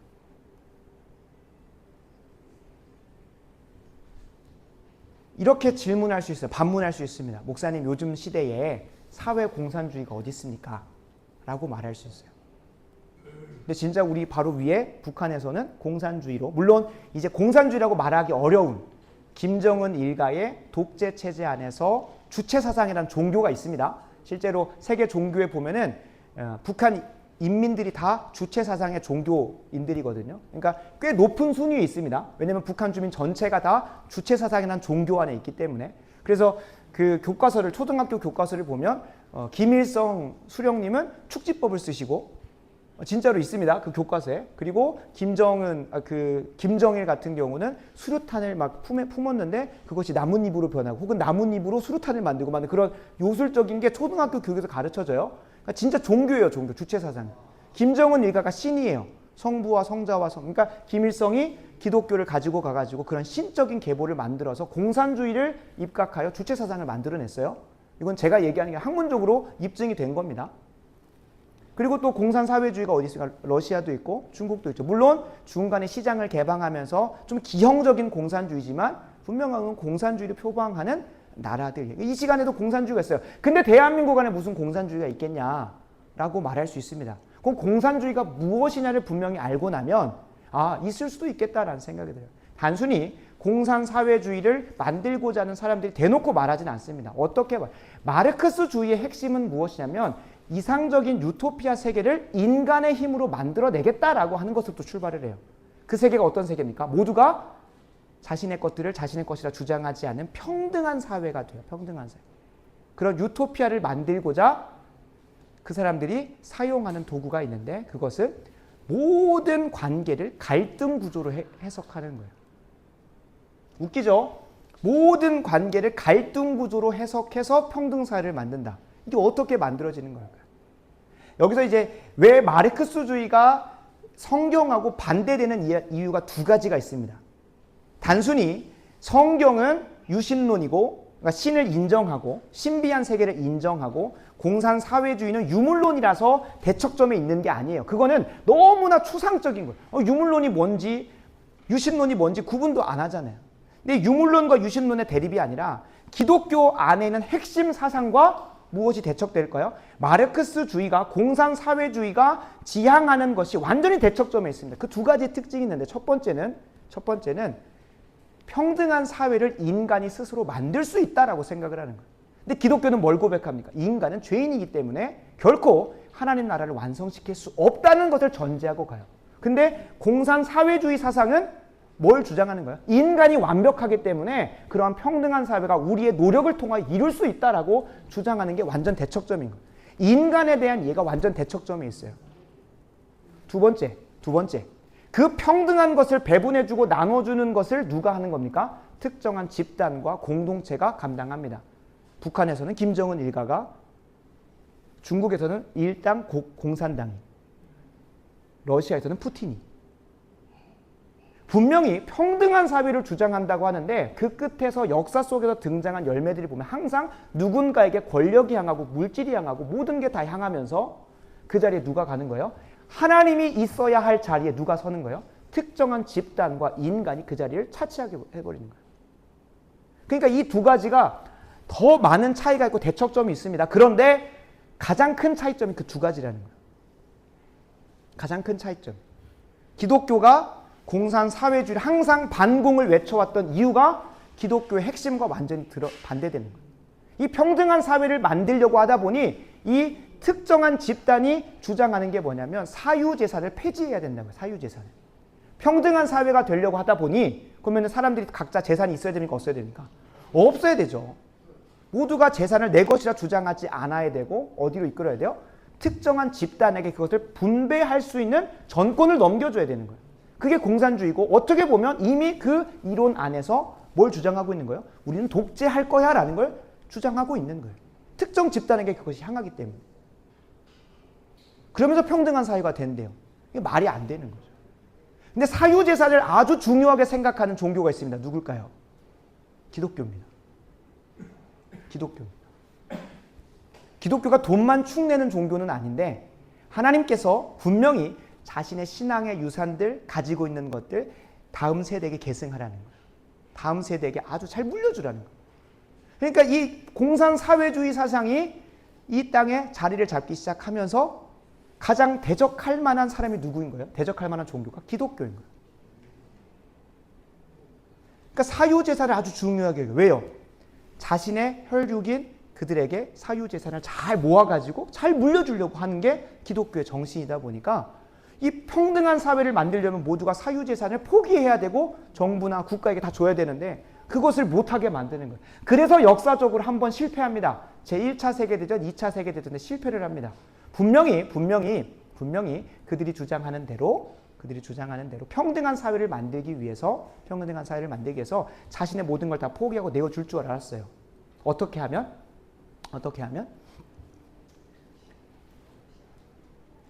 지배 계급과 피지배 계급을 나눠 가지고 이 피지배 계급의 권리를 주장해 주면서 내가 몫을 대신 내주겠다. 그러니까 너희들 나한테 맡겨. 그러면 우리가 대신 누구랑 싸워주겠다는 거예요? 지배 계급하고 싸워주겠다. 그렇게 할 줄 알았는데 1차 세계대전, 2차 세계대전이 열리면서 사람들이 노동자들이 규합해가지고 없는 자들, 약한 자들이 규합해가지고 있는 자들을 빼앗는 게 아니라 나라별로 그냥 싸우고 끝나버리는 거기서 실패를 경험을 합니다. 그래서 공산주의자들이 공산당 선언이라고 하는 그 제1된 성경과 같은 교과서가 있는데 거기에서 기독교를 배척하라라고 나와요. 기독교를 탄압하라라고 항상 나와요. 기독교의 정신과 공산주의의 원리가 완전히 대척점이 있기 때문에. 그래서 실패를 해요. 기독교는 나라를 사랑하게 만들고 가족을 사랑하게 만들고 내게 맡겨주신 가족에게 더 좋은 걸 주려고 최선을 다해 살게 만드는데 공산주의는 완전 대척점에 있는 거예요. 이론이 안 맞는 거예요. 이제 그걸 구현하기 위해서 방금 말씀드렸듯이 세상을 갈등 구조로 만들어요. 어떻게 해야 사람들의 지지를 받을 수 있을까요? 야, 너희들 누군가가 기득권이 지배계급으로 있잖아. 그 지배계급에 대항하려면 너희가 나에게 힘을 줘야 돼. 그래서 같이 함께 지배계급을 무너뜨리고 그들이 가지고 있는 기득권과 권력과 재물을, 물질을 우리 함께 평등하게 나눠보자라고 속이는 거예요. 대신에 그걸 나눌 때 누가 나눠요? 내가 나눠줄게 하는 거예요. 그러니까 독재를 하려고 뭐 하는 거예요? 약한 자들. 혼자 한 명이 할 때는 뭐 할 수가 없어요? 지배계급에게 혹은 기득권자들에게 대항할 수 있습니까? 없습니까? 없죠. 그래서 너희들의 힘을 나에게 주면 내가 대신해서 싸워줄게 라고 하면서 그 사람들을 속이기 시작해요. 그래서 갈등 구도를 만들어요. 분명히 평범한 관계인데 누구와 누구를 갈라치게 할까요? 남자와 여자를 갈라치게 해요. 처음에는 기업가들과 노동자를 갈라쳤습니다. 기업가들이 분명히 그들의 악함으로 인해서 노동자들의 피를 뽑아먹지 않은 역사가 없는 건 아니에요. 있어요. 분명히. 실제로 영국의 산업혁명 당시에는 본인이 신발 공장에서 일을 하는데 본인의 월급으로는 그 신발 하나 절대 살 수 없는 정도로 노동자들을 유린했던 적이 분명히 없지 않아 있어요. 근데 그거를 콕 집어가지고 뭐 하냐면 기업가들 다 죽이자. 그래서 그들이 누리고 있는 모든 부를 우리가 뺏어서 평등하게 분리하자고 하면서 피지배계급의 혹은 약자들의 목소리를 내가 대신해 주겠다고 하면서 그들의 것들을 다 가지고 오는 거예요. 나에게 그 힘을 줘. 우리가 함께 모이면 우리가 그들을 대적해서 무너뜨릴 수 있어. 그래서 뺏어서 뭐 하자는 건 같이 함께 분배하자. 말은 좋아요. 그러면서 어디로 가는 겁니까? 독재로 가는 거예요. 그래서 역사를 보면 항상 그 구조를 계속 해왔어요. 뭘 해왔냐면 남자와 여자를 갈라쳐 왔어요. 여자는 힘이 없습니다. 여자는 피지배계급으로 두고 남자를 지배계급과 기득권과 가부장으로 둬버린 거예요. 그래서 남자들을 다 죽이자. 그래서 뭐가 나옵니까? 페미니즘이 나와요. 그러니까 이 페미니즘은 그 근원은 공산사회주의 사상이에요. 갈라치기 해서 여자들의 힘을 얻어서 여자들의 표심을 얻어서 남자들과 대항해 싸워주겠다. 그들을 완전 끌어내려주겠다. 처음에는 노동자들에게 그 힘을 얻으려고 했습니다. 또 누가 있을까요? 백인과 흑인. 백인과 흑인을 또 갈라치게 합니다. 흑인들의 인권을 위해서 내가 대신 싸워줄게 하면서 블랙 라이브스 매터라고 해서 그 흑인들의 인권을 내가 대신 싸워주겠다고 하면서 백인들과 싸우겠다. 힘을 달라는 거예요. 나에게 그 힘을 다 몰아줘. 그래서 본인들이 독재하기 시작하는 거예요. 참 아이러니하게도 BLM, 블랙 라이브스 매터의 수장은 오히려 백인들이 지키고 있는 그 부유한 동네에서 본인의 집을 살고 있대요. 웃기죠? 백인들과 맞서 싸워줘야 될 그 사람이 백인들과 함께 이웃 생활하면서 살고 있다는 거예요. 지금은 또 그 리더가 바뀌었는지는 모르겠지만 그러니까 이 갈라치기 하면서 그 피지배계급의 한과 분노를 내가 동력을 삼아가지고 누굴 대신 싸워주겠다? 저 지배계급과 싸워주겠다는 거예요. 또 한번 찾아보면 누가 있을까요? 우리가 좀 구분해 볼 만한 나눠지고 있는 현대사회에서 지역도 있죠. 예. 우리나라 역사 속에서 전라도와 경상도가 엄청 싸워왔어요. 또 기성세대와 젊은 세대를 갈라치게 하죠. 기성세대가 기득권자들이고 젊은 세대는 아무것도 가지지 않은 자들이니까 기성세대가 그렇게 안 하고 있어서 그 사람들이 은퇴하지 않아서 너희가 들어갈 일자리가 없어라고 해서 그런 아젠다를 만들어요. 실제로 그렇게 없는 건 아니지만 다 그런 것만도 아니에요. 또 국민과 난민을 나눠요. 근데 생각을 해보면 그 모든 남자와 여자, 흑인과 백인을 제외하고서는 대부분 다 누가 소수입니까? 기득권자들, 지배계급에 선정되어 있는 그들은 항상 뭐였어요? 소수였어요. 그리고 누구의 표를 더 많이 얻습니까? 그 피지배계급에 있다고 말한 사람들, 약한 자 속에 속해 있던 사람들의 표를 얻으니까 그들의 힘을 얻어서 권력을 얻어서 그 사람들을 물리쳐가는. 최초에는 그들의 이론 안에서 노동자들의 힘을 받아서 지배계급을 다 무너뜨릴 수 있을 줄 알았어요. 근데 그게 어디서 실패했다고요? 1차 세계대전과 2차 세계대전에서 무너졌어요. 분명히 뭔가 전쟁이 일어나면 노동자들이 규합해가지고 마르크스주의를 무장한 그 노동자들이 함께 힘을 모아서 지배계급을 무너뜨릴 줄 알았는데 그게 아닌 거예요. 기독교 신앙 안에서 나라를 생각하고 가정을 생각하는 사람들이 내 가정에 속하 있는 이 가족과 마을 공동체를 생각하면서 누구를 위해 싸워요? 노동자 계급을 대표해서 함께 싸우는 게 아니라 누구를 위해서요? 나라와 민족을 위해서, 가정을 위해서 싸우기 시작하면서 1차, 2차 세계대전이 실패로 돌아가요. 그래서 그때 1891년에 태어난 이 악한 사단 마귀의 주동자인 안토니오 그람시라고 하는 공산주의자가 뭔가 문제가 있다. 이 마르크스주의는 너무나 좋은 사상이고 방향인데 우리가 방법을 잘못했다. 물리적으로 싸워서 쟁취할 게 아니라 뭘로 접근하자? 문화로 해서 접근하자. 그래서 안토니오 그람시라고 하는 사람이 헤게모니라고 하는 단어를 만들어냅니다. 헤게모니가 뭘까요? 헤게모니는 법이나 규제나 어떤 것을 강제하지 않아도 자연스럽게 저게 좋은 거야 라고 하면서 선택하게 만드는 무언가 꽉 차고 있는 그런 가치관이나 세계관들을 얘기합니다. 예를 들어보면 16세기 이후에 기독교가 혹은 중세시대 때는 일단 모든 사람들의 사고 방식 안에서 뭐가 좋은 거라는 생각이 있었습니까? 기독교적인 게 가장 좋은 거야 라고 생각을 했어요. 중세 1000년 동안 학습당한 것도 있지만 분명한 것은 그 당시에 수많은 제국들이 기독교 국가의 길을 채택했고 그 안에서 자연스럽게 기독교가 좋은 거야. 기독교 성경에서 말하는 건 가장 좋은 거라고 생각을 하니까 제국주의를 하면서 여러 열강들을 하면서 식민지 삼으면서 거기에다 뭘 세웠습니까? 교회를 세우면서 기독교를 전파하려고 했던 거예요. 그 시대를 가리켜서 영어로 크리스텐덤이라고 합니다. 덤이라고 하는 어떤 왕국을 얘기하는데 그리스도인들이 완전 왕국으로 가득 찼어. 크리스텐덤이라고 해요. 그러니까 그 당시 헤게모니는 누가 가져가고 있었어요? 이게 기독교를 법으로 규제하지 않았는데도 자연스럽게 기독교적인 게 가장 좋은 거. 그러니까 우리의 정치, 경제, 사회, 문화, 예술 모든 영역에 가정에서도 기독교적인 게 좋은 거, 기독교적인 게 좋은 거 그걸 다 가지고 온 거예요.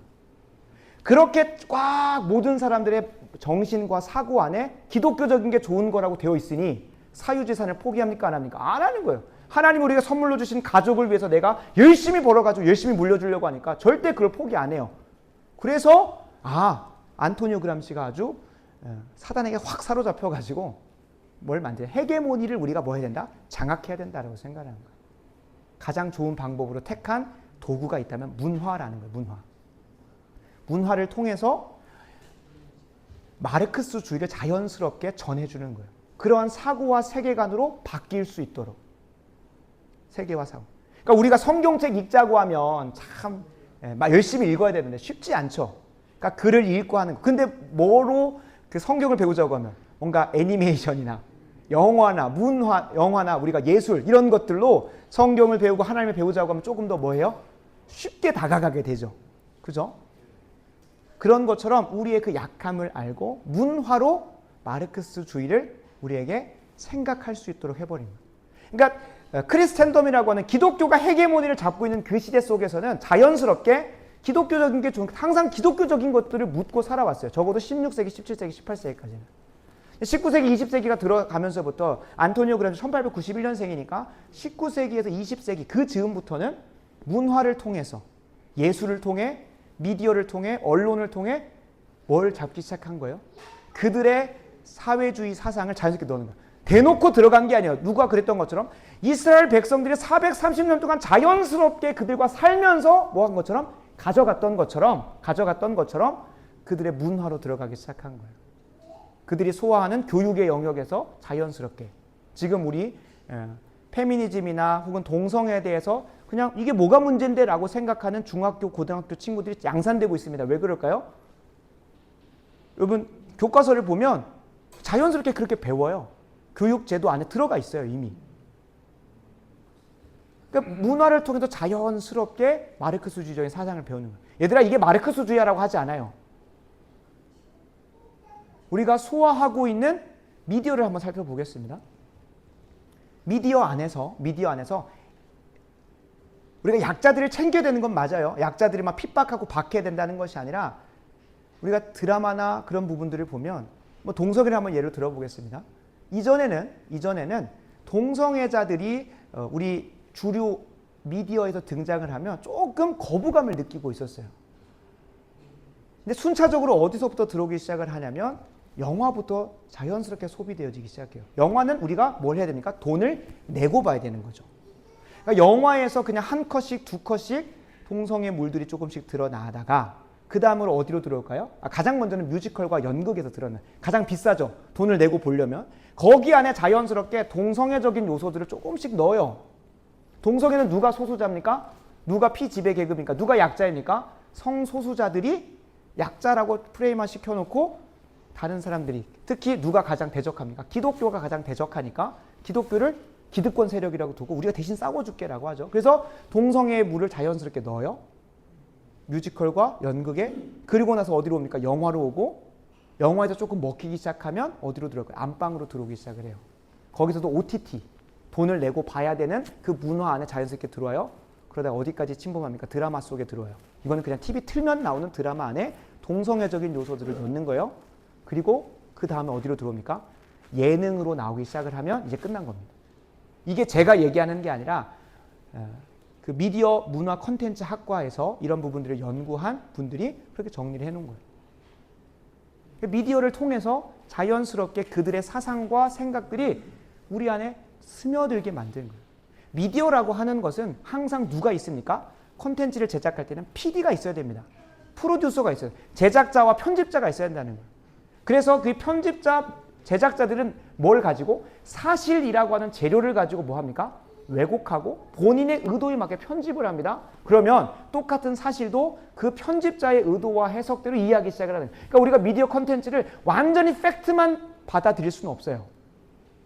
똑같은 사실을 조명하는데도 사람이 많은 걸 카메라에 담을 수도 있고 사람이 없는 한사나 화장실 앞을 담을 수도 있는 거죠. 그렇게 하면서 뭐가 들어가요? 왜곡과 편집과 해석이 들어가는 거예요. 그걸 통해서 뭐 하는 겁니까? 그들이 가지고 있는 생각과 사상을 그 미디어 안에, 그 문화 콘텐츠 안에 자연스럽게 넣는 거예요. 그래서 요즘에는 홍석천 씨가 그냥 아이들도 보는 예능에서 저는 남자를 좋아해요, 저는 동성애자라고 말하는 것이 그냥 자연스럽게 받아들여지는 거예요. 그것에 대해서 뭐라고 하면 어떻게 저렇게 말을 할 수 있지? 어떻게 동성애를 할 수 있지? 라고 말하게 되면 뭐가 됩니까? 나쁜 사람이 되는 거예요. 이미 동성애와 관련된 아젠다에 대해서 우리가 뭘 뺏긴 겁니까? 헤게모니를 뺏겨버린 거예요. 근데 이런 것뿐만 아니라 자연스럽게 그 안에 들어오게 되는 거예요. 근데 항상 뭘 가지고 오냐? 갈등 구조를 가지고 와서 피지배 계급, 약자, 연약한 자들을 어떻게 그렇게 할 수 있냐는 거예요. 그렇게 자연스럽게 들어와서 누구를 매도합니까? 항상 그 끝에서는 기독교를 매도합니다. 그러고 보니 동성애 입법화도 지금 추진되어져 가고 있고, 지금 우리 대한민국 전국적으로 성인지 조례 관련해 가지고 이게 이제 시작인 거예요. 조례가 통과가 되고 사람들에게 문화가 형성이 되고 나면 그러면 모든 일반 대다수의 사람들이 동성애가 뭐가 문제인데 하면서 합법화를 하겠죠. 성평등법이 통과가 되겠죠. 저 사람들도 인권이 있고 저 사람들도 위해져야 되지 않겠어. 그렇게 하면서 자연스럽게 들어와요. 근데 그 핵심의 그것은 표면이고요. 그 이면에는 뭐가 있는 겁니까? 그들이 항상 타겟팅하고 대적하고 있는 건, 공산사회주의자들 항상 대적하고 있는 건 기독교예요. 왜요? 기독교 정신하고 그들이 주장하는 공산사회주의 사상은 완전 대척점에 있기 때문에 자연스럽게 우리의 문화 안으로 들어가지고 대적하게 하는 거예요. 이스라엘 백성이 애굽에서 그냥 먹고 마시고 숨만 쉬었는데도 어느새 하나님을 잊어버리고 어느새 하나님을 대적하는 바로의 신들을 섬기고 있는 것으로 갔던 것처럼 우리 안에 자연스럽게 들어온다는 거예요. 우리가 소비하는 문화 안에서. 그래서 한 신학자는 사단 마귀가 인류 역사 가운데 하나님을 대적하기 위해서 가장 잘 사용하고 활용했고 지금도 잘 사용하고 있는 게 공산사회주의 사상이라고 합니다. 지금 대놓고 나는 공산사회주의자라고 하는 사람 없습니다. 근데 우리가 조금만 우리가 익숙하게 생각하는 사고의 이면을 보면 하나님을 예배하는 것보다는 오히려 어떤 특정 집단에게 내 모든 권리를 줘가면서 너가 나를 통치해줘, 너가 하나님 자리를 대신해줘 라고 하면서 가는 모습들이 보여지기도 한다는 거예요. 그러니까 그 신학자가 왜 공산사회주의 사상이 하나님을 가장 대적하는 도구로 지금도 쓰임받고 있냐고 했냐면 인류 역사 가운데 정말 극악무도했던 학살을 일으켰다고 말하는 게 유대인 학살이죠. 홀로코스트. 그죠? 몇만 명 죽였을까요? 나치가? 몇 명? 600만 명 죽였어요. 근데 그거에 10배 이상을 누가 죽였을까요? 공산주의가 들어간 곳들마다. 지금 추산하는 것만으로 해서 중국 공산당이 사회주의, 공산주의 사상 안에서 학살하고 죽였던 자들이 8천만입니다. 공식 집계된 것만 8천만이에요. 그러면 더 있겠죠? 그리고 공산주의가 들어가는 것이 중국만 있는 게 아니죠. 러시아도 그렇고 구소련도 있고 그리고 베트남도 있고 북한도 있고 베네수엘라도 있고 엄청 많습니다. 쿠바도 있고. 그곳에서 공산 사회주의 사상 안에서 얼마나 많은 사람이 학살을 당하고 죽었겠습니까? 여기서 우리가 정말 기억해야 될 것은 그들이 추구하는 평등한 사회는 하나님과 완전히 대척점에 있다는 것도 기억하셔야 돼요. 결코 성경 어디에도 평등한 사회는 없어요. 많은 사람들이 초대교회에서 자신들에 있는 것들을 나눠주고 같이 함께 했다고 하면서 사도행전 2장과 4장에 나오는 것을 마치 사회주의다, 공산주의다라고 하는 것에 근거로 삼습니다. 근데 거기에서는 국가나 정부, 어떤 특정 집단이 그 물질을 다 받아가지고 수행하지 않습니다. 강제적으로 너희들의 모든 사유재산을 다 내놓으라고 하지 않습니다. 거기에 보면 성령에 감동되어져서 자신의 것들을 자유롭게 팔아서 어려운 사람들을 도와주는 거죠. 하나님은 평등의 하나님이 아니십니다. 하나님은 상당히 차별의 하나님이십니다.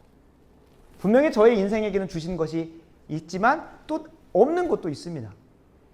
경찬에게는 줬지만 저에게 안 준 게 있어요. 만약에 하나님이 평등의 하나님이라고 한다면 경찬에게 동일하게 줬으면 나도 동일하게 줘야 되는 건 아니겠어요? 근데 하나님 존재 자체가 평등하신 분이 아니에요. 어떤 분이십니까? 삼위일체로 존재하시죠. 오히려 하나님은 질서의 하나님이십니다. 무슨 질서의 하나님이실까요? 성부 하나님과 성자 예수님과 성령 하나님이 삼위일체로 존재하시지만 우리가 그들이 바라보고 있는 계급 구조로 바라보게 되면 성부 하나님은 어떤 분이에요? 맨날 명령하고 하는 보스죠. 보스. 그죠? 리더.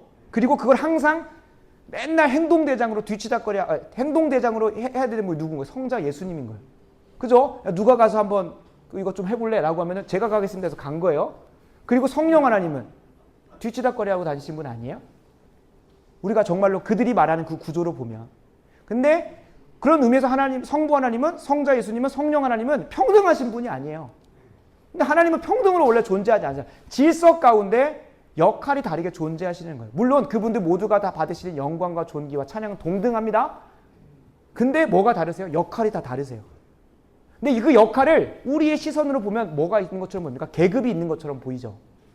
하나님은 그 안에서 질서 가운데 역할이 다르다는 거예요. 그러니까 남자와 여자가 한 몸을 이루어 결혼을 하는 것도 그들이 공산주의자들이 말하는 지배계급과 피지배계급을 계급 구조를 보면 상당히 불평등합니다. 그리고 이걸 바꿔야 될 것 같처럼 보여요. 근데 성경은 분명히 얘기합니다. 남자는 가정의 머리이고 여자는 존경함으로써 함께 하나 되어져 가야 된다는 거예요. 하나님은 질서의 하나님이시라는 거예요. 역할이 다른 거예요. 그게 뭐가 우위에 있냐 낮게 있느냐가 아니에요. 물론 사회 속에서 보면 뭔가 머리의 역할을 하면 높은 사람처럼 보이기 때문에 우리가 그것을 불평등하다라고 말하는데 하나님의 입장에서는 질서인 거예요. 질서. 성부, 성자, 성령 하나님이 성부 하나님은 계획하시고 작정하시고 주관하시는 분이시고 성자 예수님은 실행하시는 분이시고 성령 하나님 그걸 적용하시는 분으로 역할이 다른 건데 그거를 거기서 당연히 역할이 다르게 나오니까 누군가는 마치 지배계급에 있는 것처럼 위에 서야 되는 거예요. 기업가는 누군가 해야 되는 거예요. 하나님은 차별의 하나님이세요. 하나님의 무한하신 지혜와 경륜대로 각 사람에게 누군가는 가난한 자라는 것을 주신 거예요. 누군가는 부자의 역할을 주신 거예요. 그건 왜 주셨을까요? 부자가 가난한 자를 섬기라고. 가난한 자를 섬기라고. 근데 공산사회주의자들은 이 하나님의 질서를 다 무시하고 뭐 하려고 합니까? 평등한 사회를 만들려고 하는 거예요. 예수님께서 분명히 말씀하셨습니다. 가난한 자는 너희와 항상 있을 것이다. 가난한 자는 항상 있어야 돼요. 왜요? 먼저 되고 가진 자들, 은사를 가진 자들이 그들을 섬겨야 하기 때문에. 그렇게 하나님은 이 세상을 주관하시려고 하시는 거예요. 누가 하나님 자리를 대신하지 않도록 어떤 특정 집단과 사람이 그 자리를 대신해서 모든 걸 내가 배분해 줄게, 내가 분배해 줄게 하면서 그들이 다 종의 노예로 살지 않게 하려고 하나님은 각자에게 다 다양하게 주신 거예요. 누군가는 많이 주셨고 누군가는 적게 주셨습니다. 그러나 그것은 하나님의 무한하신 지혜와 경륜 가운데 허락되어진 거예요. 하나님은 질서의 하나님이세요. 누군가는 위에 서야 되는 거예요. 누군가는 아래에서 섬김을 받아야 되는 것이고. 그러니까 공산주의는 그냥 뼛속부터 모두 다 하나님을 대적하는 거예요. 근데 지금 이 시대 가운데 공산사회주의가 없다라고 말할 수가 없는 거예요. 우리의 삶의 문화를 조금만 살펴보면 페미니즘도 성소수자 인권 관련하면서 하는 것들도 조금 더 들어가 보면 우리 교육 현장에서도 학생의 인권을 운운하면서 뭐 합니까? 교사들의 권위를 완전 까부셨죠. 교실 안에서는 교사에게 권위가 있어야 학생들이 바른 길로 가게 됩니다. 근데 그거를 평등한 사회를 만든다고 하면서 교사들이 학생들에게 체벌하지 못하도록 막아놨어요. 학생 인권 조례를 통해서. 그러니까 자연스럽게 그들이 이 하나님이 세우신 질서를 평등하게 만든다고 하면서 피지배계급에 있는 그 많은 사람들의 동의를 얻고 신뢰를 얻어서 이 그 지배계급에 있는 자들을 우리가 끌어내려 주겠다는 거예요. 그렇고 보니까 교실에서 어떻게 됩니까? 요즘에는 초등학생들이 선생님의 뺨을 때릴 정도로 하죠. 교사들이 체벌하려고 하면 핸드폰을 찍어가지고 교육부에 신고를 하고 무언가 잔소리를 하게 되면 선생님에게 학부모가 연락이 와가지고 안 됩니다. 그런 시대로 가버린 거예요. 하나님이 세우신 질서가 무너지기 시작을 하니까 사망의 열매 누가 다 받아야 됩니까? 마치 하나님을 흉내냈던 요술사들로 인해서 누가 피해를 봅니까? 애굽의 모든 사람들이 나일강의 물을 못 먹는 거예요. 그래서 나일강가를 땅을 파가지고 어떻게든 식수를 구해요. 그 수고와 희생은 누가 또 감당해야 되는 거예요? 그 특정 집단이 감당하는 게 아니에요. 결국에 그 피해는 다 우리들이 경험을 해야 되는 거예요. 그들이 뭐라고 주장하면 내가 하나님 역할을 대신해 줄게. 너희 물질이 필요해? 내가 물질을 내가 필요를 내가 줄게. 대신에 너희는 나한테 이걸 다 줘. 내가 가장 지혜로운 사람이니까 내 지혜대로 너희를 가르쳐 줄게. 누가 하나님 자리에 서 있는가? 그 특정 집단과 특정인이 그 자리에 서 있는 거예요. 그게 공산주의가 최고의 말로, 그 최종 말로에 종착하게 되는 그 종착지라는 거예요. 근데 우리가 자연스럽게 어떻게 그들의 선동에 따라가게 됩니까? 안토니오 그람시가 조용한 혁명이라고 하는 미명하의 11계명, 11개의 가이드라인을 제시해줬습니다. 이대로 되면 사람들이 공산사회주의적으로 생각할 거고 이게 이상하다고 생각 안 할 거라는 거예요. 애굽에서 살 때에 하나님을 섬기라고 하는 것이 이상하고 미친 소리로 들리지만 애굽 밖에서는 하나님을 예배하는 게 당연하게 보여지는 거예요. 그러니까 이러한 사회와 헤게모니로 완전히 이 세상을 지배해버리면 공산사회주의로 사는 게 뭐가 문제인데? 라고 사람들의 사고가 바뀌어버리는 거예요. 첫 번째 계명이 뭐냐면 지속적인 사회 변화로 혼란을 조성하라는 거예요. 이거 뭐 우리가 굳이 알아보고 10계명처럼 외울 필요는 없습니다만 한번 우리 현대사회를 한번 해석해 보세요. 남녀 갈등을 일으키고 세대 갈등을 일으키고 불법 시위 일으키면서 지속적인 사회 변화로 혼란을 조성하라는 거예요. 두 번째, 학교와 교사의 권위를 약화시켜라. 하나님이 세우신 질서에 있는 권위자들을 끌어내리라는 거예요. 아버지의 권위를 끌어내리고 교사의 권위를 끌어내리고 기업가들의 권위를 끌어내리는 거죠. 세 번째, 가족을 해체하라. 왜요? 사유재산을 폐지하려면 가족의 그 끈끈한 유대감을 해체시켜버려야 되거든요. 네 번째, 어린이들에게 성교육 및 동성애 교육을 실시하라. 하나님이 부여신 남자와 여자의 역할을 흩어버리는 거예요. 모두 다 사람이라고 하는 거예요. 모두 다 인간이라고 하는 거예요. 인간 맞죠? 모두가 사람이죠. 근데 남자와 여자를 하나님께서 구분하여 지으셨다는 거예요. 근데 그 구분은 뭐 하는 거예요? 평등해야 되니까 바꿔버리는 거예요. 다섯 번째, 교회를 해체하라. 실제로 공산사회주의 사상 국가로 전향하기 시작한 나라들은 뭐가 먼저 가장 폐쇄됩니까? 교회가 폐쇄됩니다. 최근에 중국 주석이었던 시진핑이 그 교회를 다 무너뜨렸죠. 그래서 참 중국에 있는 선교도 다 나올 수밖에 없게 된 그런 상황이 있었어요. 그러니까 공산사회주의자들 항상 먼저 핍박하고 박해하는 건 기독교인들이에요. 그들의 사상을 그 모든 사람들에게 전하려면 기독교 정신을 빼버려야 되니까. 여섯 번째입니다. 대량 이주와 이민으로 민족 정체성을 파괴하라. 그러니까 1, 2차 세계대전 때 민족 정체성을 가지고 나라를 사랑하고 민족을 사랑하고 가족을 사랑하는 마음에 노동자 피지배 계급을 대표하여 싸우는 게 아니라 나라와 나라가 싸우면서 1차 세계대전, 2차 세계대전 때 공산사회주의 혁명이 망쳐진 거예요. 그래서 그거의 실패를 깊이 반성해서 우리 안토니오 그람시가 뭘 만들었다고요? 문화 막시즘을 만들었다고. 그러니까 문화로 자연스럽게 받아들이게. 공산사회주의가 뭐? 그런 말도 안 해요. 공산사회주의자라고 말도 안 해요. 왜요? 그건 사람들이 나쁜 거라는 걸 이미 학습했기 때문에 멋있는 말로 해요. 멋있는 말. 7번째, 사법 시스템을 신뢰할 수 없도록 만들어. 왜 사법 시스템이 중요할까요? 하나님은 법치를 하십니다. 하나님은 법으로 이 세상을 다스리세요. 그래서 우리에게 십계명을 주시고 율법을 주셔서 이 율법대로 다스림할 수 있도록.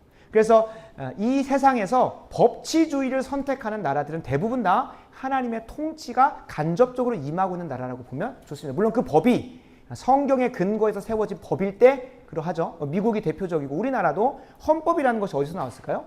실제로 그 근원은 성경에서 나옵니다. 그 근원을 찾아가 보면 8번째, 인종차별을 범죄로 규정하라.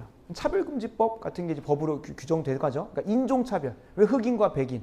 그러니까 약한 자들을 막 대변해야 된다고 하면서 인종차별을 뭐예요? 범죄로 규정하라. 그거 나쁜 거다라는 거. 인종차별 당연히 하면 안 됩니다. 하면 안 되죠. 여기에 이면에 들어있는 건 뭐예요? 피지배 계급의 그 분노와 동력을 만들라는 거예요. 너는 지금 피지배 계급 있잖아. 분노해야지. 왜 거기 있어? 너희들을 위해서 내가 싸워줄게. 대신에 나한테 권력을 줘. 내가 그 하나님 자리에 가서 너희를 도와줄게 라고 계속해서 학습시키는 거예요. 계속. 그래서 뭐 하게 만듭니까? 이 공산사회주의 속으로 들어가게 되면 자연스럽게 우리는 게을러지고 자연스럽게 그 특정 집단에게 의존하게 됩니다. 내 스스로의 삶을 내가 뭔가 해서 해내려고 하는 게 없고 계속 의존하게 되는 거예요. 가만히만 있어도 나를 막 도와주고 하니까. 처음에는 그런데 다 같이 멸망전 가는 거죠. 9번째, 복지 정책을 강화해서 국가나 기관 보조금에 의존하게 하라. 여러분, 사회적 약자 도와줘야 됩니다. 그거를 우리가 무시하자는 게 아니에요. 그러나 하나님께서 가장 원하셨던 아름다운 그림은 뭡니까? 먼저 되고 가지고 많은 은사를 가진 자들이 열심히 해서 누구를 섬기라는 거예요? 없는 자, 가난한 자, 힘든 자, 병든 자들을 섬기라는. 그래서 기독교 교회가 들어온 곳곳마다 그 마을 안에서 아픈 사람들, 가난한 사람들 누가 다 챙겼습니까? 복지기관이 생기기 전에 기독교 교인들이 가서 그 어려운 사람 다 도와줬어요. 사모님 같은 경우만 해도 이 신봉불학에 들어온 지 한 20년 가까이 되어 가는데 항상 아프신 분들, 홀로 사시는 분들에게 반찬해 가면서 먹여가지고 교회 오게 하고 했었어요. 전도를 위해서가 아니에요. 물론 전도를 위한 것도 있죠. 그들이 정말 하나님 믿었으면 하는 그 긍휼한 마음이 있어서 전도를 위한 목적에 하나님께서 부어주시는 긍휼한 마음이 내가 못 먹고 못 입더라도 그들에게 흘려보내주고 싶은 마음이 드는 거예요. 하나님의 사랑이 그렇지 않습니까? 그러니까 교회가 들어가는 곳곳마다 살아는 대한민국도 그랬죠. 70년 전에 못 먹고 가난하고 완전히 문명이 아니었다. 근데 교회가 들어오면서 학교가 들어오고 병원이 들어오면서 이 나라가 고도의 성장을 하죠. 그러니까 교회가 들어오는 곳마다 그 공산사회주의 문화 막시즘자들이 만들어놨던 것처럼 성경은 가부장적인 것을 강요하지 않습니다. 남녀차별을 만들지 않아요. 남성 우월주의적인 사고 없어요. 근데 기독교가 들어간 곳들마다 남자와 여자가 평등하게 되고 아름다운 사회로 변해간다. 이런 것들은 다 감추고 뭐 하는 거예요? 성경 봐라. 성경에 하나님을 왜 어머니라고 안 하냐. 라고 하면서 여성신학이니 뭐니 하면서 성경을 완전 흩어놓는 거예요. 그 이면에 뭐가 있다고요? 공산사회주의가 있다고요. 그 뿌리가 다 거기가 있는 거예요. 자신들의 그 목적을 취득하기 위해서 문화로 자연스럽게 봐봐. 남성은 폭력적이잖아. 가부장적이고 남성 우월주의적이잖아. 여성들이여 일어나라. 왜요? 너희들은 피지배 계급이니까. 말을 그렇게 안 해요. 너희는 피지배 계급이라 말 안 해요. 자연스럽게 그들의 뭘 움직여? 마음을 움직여가지고 그들을 까부셔야 된다는 거예요. 누가 정하신 질서인데? 하나님이 정하신 질서인데 다 평등하게 만들잖아요. 그래서 페미니즘이 공산사회주의 아주 큰 도구로 쓰임 받았죠.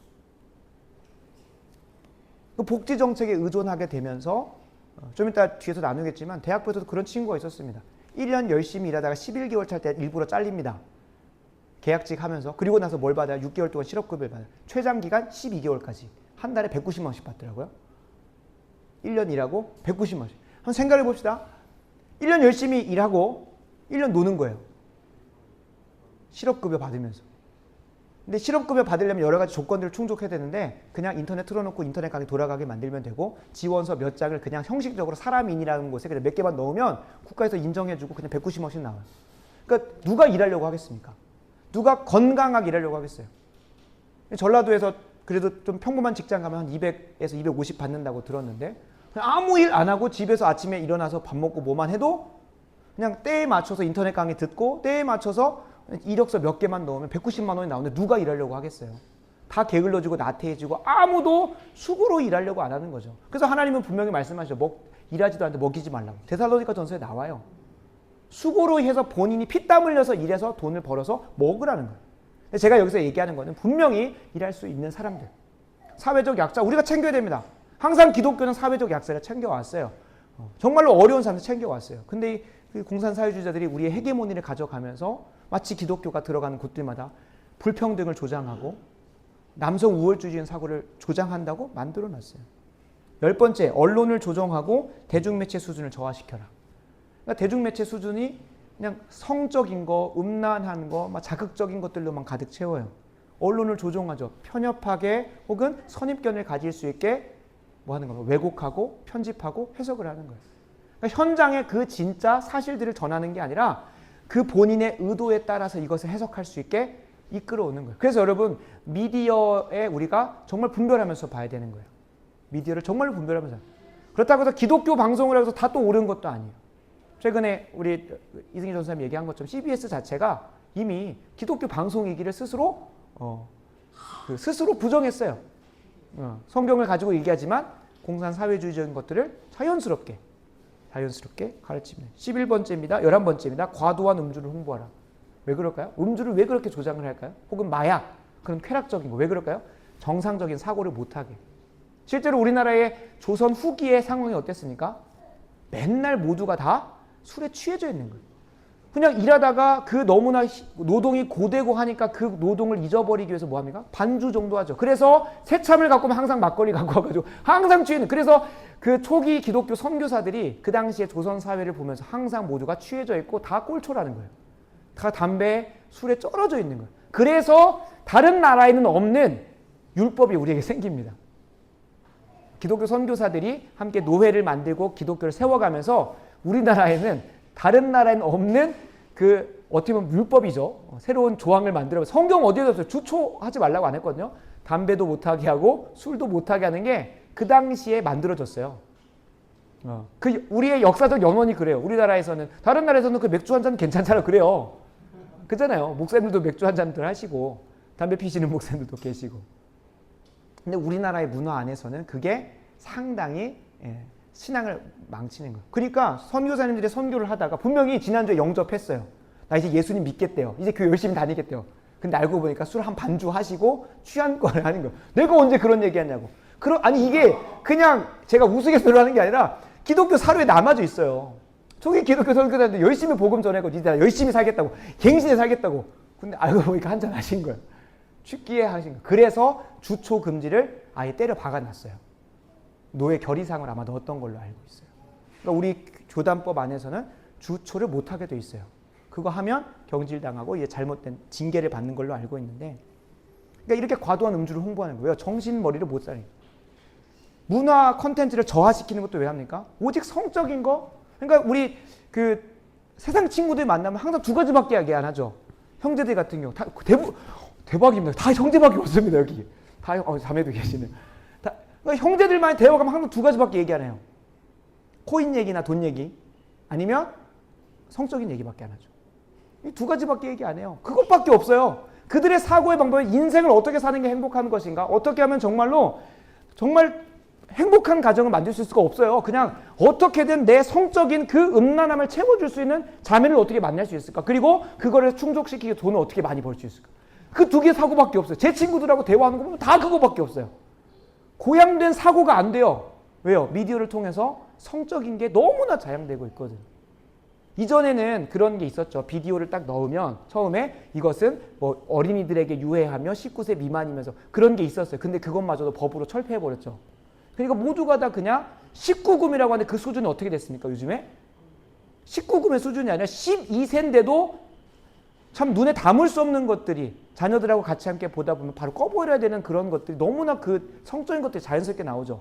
그러니까 우리의 지금 문화의 수준이 그 정도로 완전 저하되는 거예요. 그러니까 이 11가지의 계명을 어떻게든 실현해온 거예요. 우리나라의 세계를 보면 실제로 그 안토니오 그람시가 의도한 대로 가고 있는 것 같아 보여서 저는 그렇게 보이거든요. 그래서 참 무섭습니다.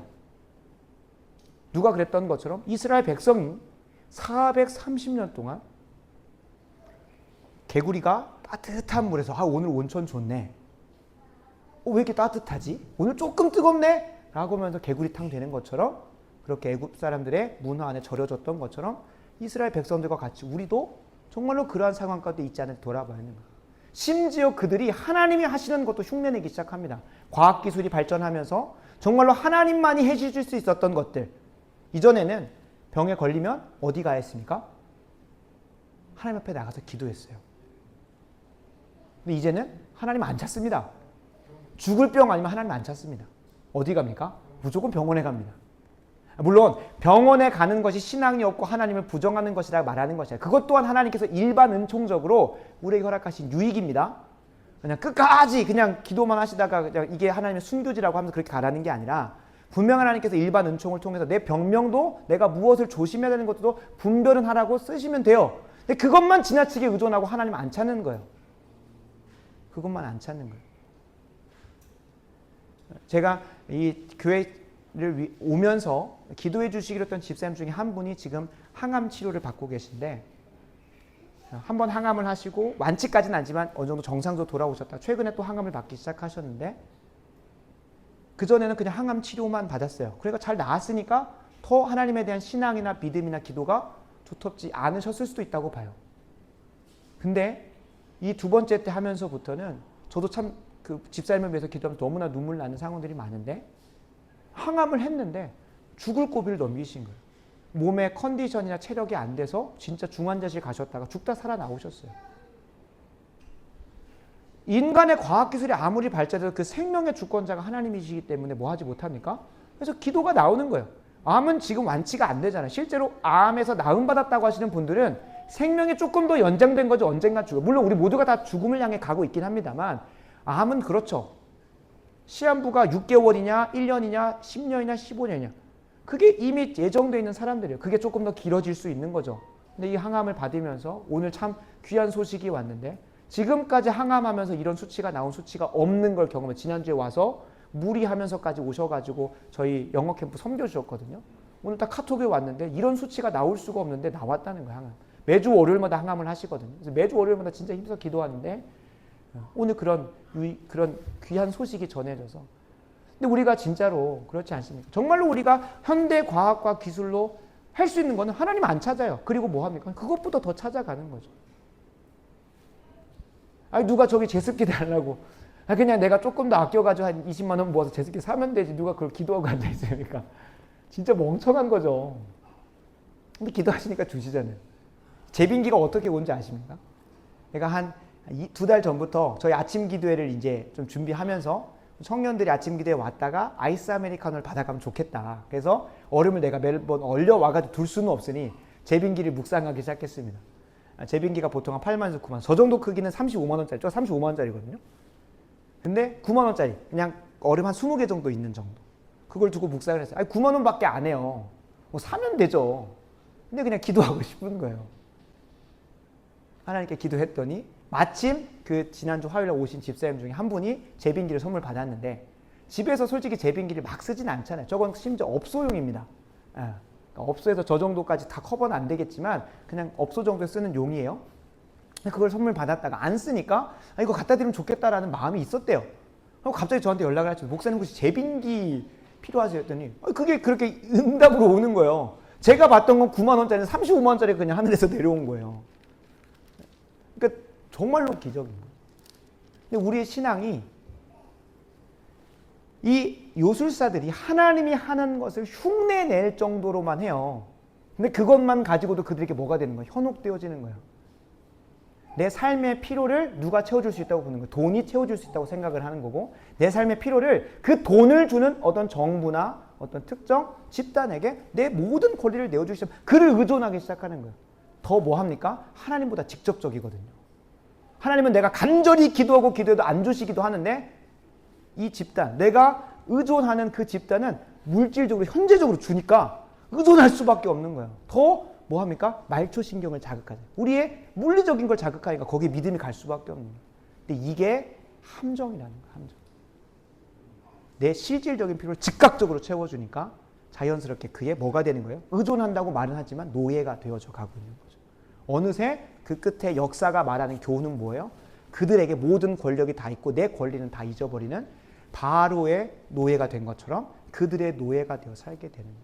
그래서 여러분 진짜로 분별하셔야 돼요. 우리가 마주하고 있는 이 삶의 기본적인 문화 안에 그 이면에 무엇을 의도하고 이들이 이런 컨텐츠를 나에게 제공하는가, 이러한 공급을 내게 주는가를 잘 한번 분별하셔야 돼요. 의존하게 돼 있다니까. 그것에 더 의지하게 돼야 되니까 누구보다 자연스럽게 하나님보다 더 의지하게 돼 있는 거예요. 진짜 분별하셔야 되는 거예요. 내가 하나님보다 이걸 더 의지하고 있지는 않은가. 이들을 더 신뢰하고 있지는 않은가. 근데 이거는 오늘 오전 그리고 어저께도 계속 얘기했지만 누구를 통해서 분별되어지는 겁니까? 좀 이따 고백할 찬양이지만 내 눈을 열어주시는 하나님의 간섭이 없이는 결코 분별할 수가 없어요. 저도 그 전까지는 그냥 너무 좋았습니다. 내 실질적인 필요, 지금 당장의 필요를 채워주다 보니까 자연스럽게 그를 의존하고 의지해 왔어요. 근데 하나님께서 코로나라는 시간을 통해서 저에게 그걸 분별할 수 있는 눈을 허락하셨어요. 혹여 누군가는 정치적인 이야기를 강단에서 한다라고 말할 수 있어요. 이건 우리가 한번 짚고 가야 되는데, 그들이 주장하는 것은 정교 분리라고 하는 원칙을 주장합니다. 헌법에 있습니다. 정교 분리의 원칙. 정치와 교회는 분리되어져야 된다. 근데 이것의 연원은 크게 두 가지의 뿌리를 갖고 있습니다. 하나는 프랑스 헌법이 있고요. 하나는 미국 헌법이 있습니다. 우리는, 대한민국은 프랑스 헌법을 의지하여서 만들어진 국가가 아니라 제헌국회에서 미국 헌법을 그 정신을 가지고 와서 했습니다. 그래서 우리나라가 그 헌법에 기반을 두고 있는 기독교 정신이 위에 세워졌기 때문에 저는 기독교 국가라고 봐요. 물론 이제 많이 망가져 가고 있지만 분명한 것은. 근데 거기 프랑스 헌법에서 말하는 정교 분리는 진짜 맞아요. 교회에서 정치에 관여하면 안 된다예요.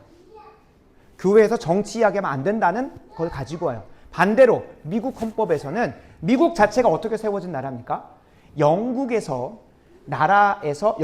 나라에서 국왕이 나 이거 믿을래 라고 하면 그게 국가 종교가 돼서 어떤 사람도 나는 이런 종교를 선택할 자유가 없었어요. 영국의 성공회라고 하는 국교가 정해진 이후로 그리스도인들이 본인의 바른 신앙생활을 할 수 없으니까 뛰쳐나왔어요. 그게 프로테스탄트입니다. 프로테스탄트라는 거는 저항하다예요. 그들에게 저항해서 어디로 간 겁니까? 우리는 종교의 자유가 있는 나라를 만들어 버릴 거야 라고 하면서 신대륙 아메리카로 가서 만든 게 어딘 거예요? 미국이라는 나라인 거예요. 그러니까 그들은 철저하게 뭐가 있는 거예요? 국가가 선정하는 것에 따라서 내 종교를 타협할 수 없다라는 그 저항 정신을 가지고 가서 만들었으니 정치가 교회에 개입할 수 없다는 것을 주장하는 거예요. 교회가 정치 이야기를 하면 안 된다는 게 아니라 정치가 교회에 개입할 수 없다는 것의 취지 하에서 미국의 헌법이 만들어지고 그 교회들이 세워져 간 거예요. 도리어 그 정교 분리의 원칙에서는 교회에서 정치적인 이야기를 무조건 해야 됩니다. 왜 그럴까요? 우리의 신앙의 고백에서 보면 교회가 그 빛을 잃어버리면 세상은 악한 곳으로 가게 되어 있습니다. 교회가 세상 속에서 빛과 소금의 역할을 하지 않으면 어떻게 됩니까? 먹히게 되어 있는 거예요. 어둠에게. 교회가 세상 속에 나아가서 이것이 옳은 것이다라고 말하지 않으면 뭐 할 수밖에 없으니까 그들은 악한 길로 갈 수밖에 없어요. 교회가 교회 되기를 포기하는 것이 교회 안에서 세상 돌아가는 이야기를 안 하는 겁니다. 예수님만 바라봐라. 예수님만 믿으면 천국 간다. 그 정도의 수준에서 고민하게 만드는 거예요. 우리의 사고의 방식을 아주 저하시켜 놓는 거예요. 도리어 여기 교회 안에서 정치 세력화하는 건 진짜 문제입니다.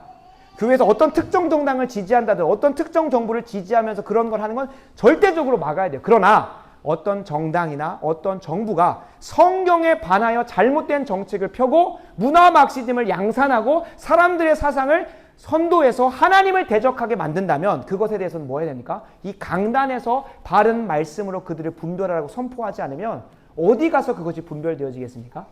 더 많은 시간이 노출되는 게 뭐예요? 세상의 미디어예요. 그건 뭐가 선인지 악인지 구분이 안 된다. 하나님을 우선순위에 둔 사람에게 있어서는 살인하지 않는 것이 옳은 것이지만 반대로 공산주의자들은 살인은 기본적인 겁니다. 공산사회주의자들에게서는 그냥 죽창으로 찔러 죽이는 게 너무나 당연한 거예요. 뭘 위해서? 본인들의 유토피아를 만들어가기 위해서 반동분자들은 죽이는 게 답이에요. 그 극단적인 게 누구 있습니까? 이슬람도 그렇죠. 본인들의 신을 모욕하는 자들에게서는 끝까지 가서 죽이는 것, 지하드, 성전, 성스러운 전쟁이 그들에게는 합법화되어 있는 거예요. 뭐 하기 위해서? 알라신을 최고의 우선순위에 두기 위해서는 그게 합법화되어 있다는 거. 사람 죽이는 게. 근데 하나님을 우선순위에 둔 종교는, 기독교는 뭐 하게 되어 있습니까? 사람을 어떻게든 고쳐 쓰려고 하고 바르게 인도하려고 사랑으로 품고 가는 게 기독교입니다. 만약에 그런 하나님의 사랑이 없었다면 누가 어떻게 우리가 이 자리에 있겠습니까? 하나님이 우리를 사랑하시기 때문에 이 자리에 있는 거죠. 고쳐 쓰시려고. 이거 하면 되시는데. 공산주의는 이것만 해요. 맨날. 들어가서 다 쓸어버리고 우리의 사상에 맞는 사람들만 남겨놓는 거예요. 그래서 여러분, 우리가 사단 마귀가 기독교 역사 가운데, 지난 역사 가운데 하나님을 대적하고 해교회적이고 반성경적이고 하나님에게 반역하는 가장 최고의 무기로 썼던 공산사회주의가 분명히 실존하고 있다는 것을 기억하셔야 돼요. 이 시대에 우리가 정말로 분별해야 될 우상, 나의 필요를 채워준다고 현혹하고 내가 필요한 것들을 즉각적으로 채워주고 내가 수고하지 않고 내가 노력하지 않아도 먹여준다고 하는 그 모든 것들, 그러면서 어디로 가자는 거예요? 모두가 평등한 사회로 가자고 만들어요. 있는 자들의 것을 빼앗자고 얘기하고 있는 자들의 것을 빼앗아서 낮추려고 하고 우리를 위한다고 하면서 자연스럽게 우리의 자유를 뺏어가고 있는 것들이 있다면 여러분, 그 이면에는 항상 공산 사회주의자들의 괴계가 있다는 것. 그 더 이면에는 사단 마귀가 자연스럽게 기독교 정신을 파괴하려고 그들을 선동하여 만들어가지고 그것을 추종하게 만드는 거예요. 그 끝에 누구가 만나는 거예요? 우리는 하나님을 만나야 되는데 그 끝에 사단 마귀의 앞잡이가 되어 있을 수 있어요. 실제로 교회 안에서 하나님 나라 운동이라고 하는 멋진 기치를 발휘하는 사람들이 있습니다. 대부분 그 이면에는 해방신학입니다. 해방신학이라는 것이 뭐냐면 킹 오브 킹스에서 요즘에 좀 논란이 되고 있는 건데 예수님을 온 인류의 죄를 대속하시기 위하여 오신 하나님의 아들로 그리기보다 그 당시 이스라엘 민족이 로마의 압제 가운데 있었잖아요. 그 로마의 핍박으로부터 구원할 정치적 선동가이자 정치적 지도자라고 그리는 것이 해방신학입니다. 그것이 들어간 곳곳마다 잘못된 신학이 들어가요. 잘못된 신학. 그래서 우리가 정말로 분별해 가야 돼요. 하나님 나라 운동이라고 한답시고 공산사회주의로 양산한다니까요. 누구를 해방시키는 겁니까? 압제받는 노동자들을 해방시켜주고 압제받는 여자들을 해방시켜주고 압제받는 흑인들을 해방시켜주고 압제받는 그 피지배 계급을 해방시켜준다는 미명하에 예수님을 그런 존재로 바꿔버리는, 치환해버리는 거예요. 말은 좋습니다. 말은 좋습니다. 하나님 나라를 확장한다.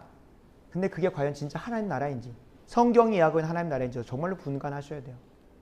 그래서 여러분 좀 경계하면서 봐야 될 출판사들도 있고 유튜브들도 있고 한 거예요. 대부분 유튜브에서 컨텐츠로 제작되는 건 대부분 다 반성경적인 게 많습니다. 설교를 제외하고는 대부분 그렇습니다. 그리고 설교 중에서도 정말 그거를 하나님 이름 대고 천국 이야기하고 예수님 이야기하는데 그 이면에는 잘못된 사상을 전하는 경우도 있어요. 그래서 진짜로 분별하셔야 되는 거예요. 이건 어떻게 분간할 수 있다?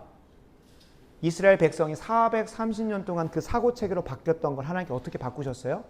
하나님의 기적과 역사와 교육과 가르침으로 바꿔오셨어요. 이 모세오경을 남겨놓으셔서 이스라엘 백성이 가나안 땅에 가서 살 때에 애굽의 신들이 진짜 신이 아니다. 누가 진짜 신이다? 하나님이 진짜 신이다라는 것들을 하나하나씩 바꿔가셨던 거예요. 하나님을 최우선순위에 뒀습니다. 그리고 어떻게 하나님을 예배해야 되는지 알려줬습니다. 거기서 뭐가 나오는 거예요? 윤리가 나오기 시작. 어떻게 살아야 될지. 부모를 공경하고 살인하지 말고 이웃의 것을 탐내지 말고 내가 수고하여서 일하여 벌고 거짓 증거하지 말고. 그죠? 거기서 나오는 거예요. 뭐가 우선순위에 둬야 돼? 뭐가 최고의 예배 대상 가야 됩니까? 하나님을 예배 대상으로 두는 게 시작점이 됩니다. 근데 분간이 잘 안 된다고요. 그래서 여러분 힘써 알아가기 시작해야 됩니다. 하나님이라는 멋진 말을 가지고 잘못된 것들을 숭배하게 한다니까요. 그래서 그 눈이 오늘 밤 열렸으면 좋겠고 정말로 하나님을 참되게 예배하는 자로 나아갔으면 좋겠습니다. 아멘이십니까?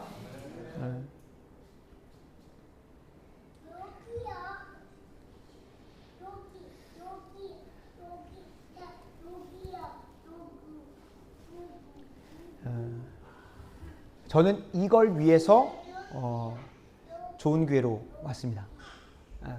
여러 가지 이제 그 해석이 있을 수 있는데 사실대로 아까 이제 우리 저희 카페에서 교제했던 것처럼 여기 아버지도 계시고 이제 가족들도 계시지만 단순히 아버지 목사님이 30년 동안 사역하시고 또 이제 은퇴를 앞두시고 인간적인 혈육의 마음으로 온 것은 2순위, 3순위입니다. 그래서 아버지 목사님도 물어봤어요. 아버지 목사님이 30년 동안 수고하여서 이렇게 개척하시고 이뤄놓으셨더니 하나님께 선물로 주신 이것들을 아버지 목사님 가서 여쭤봤어요.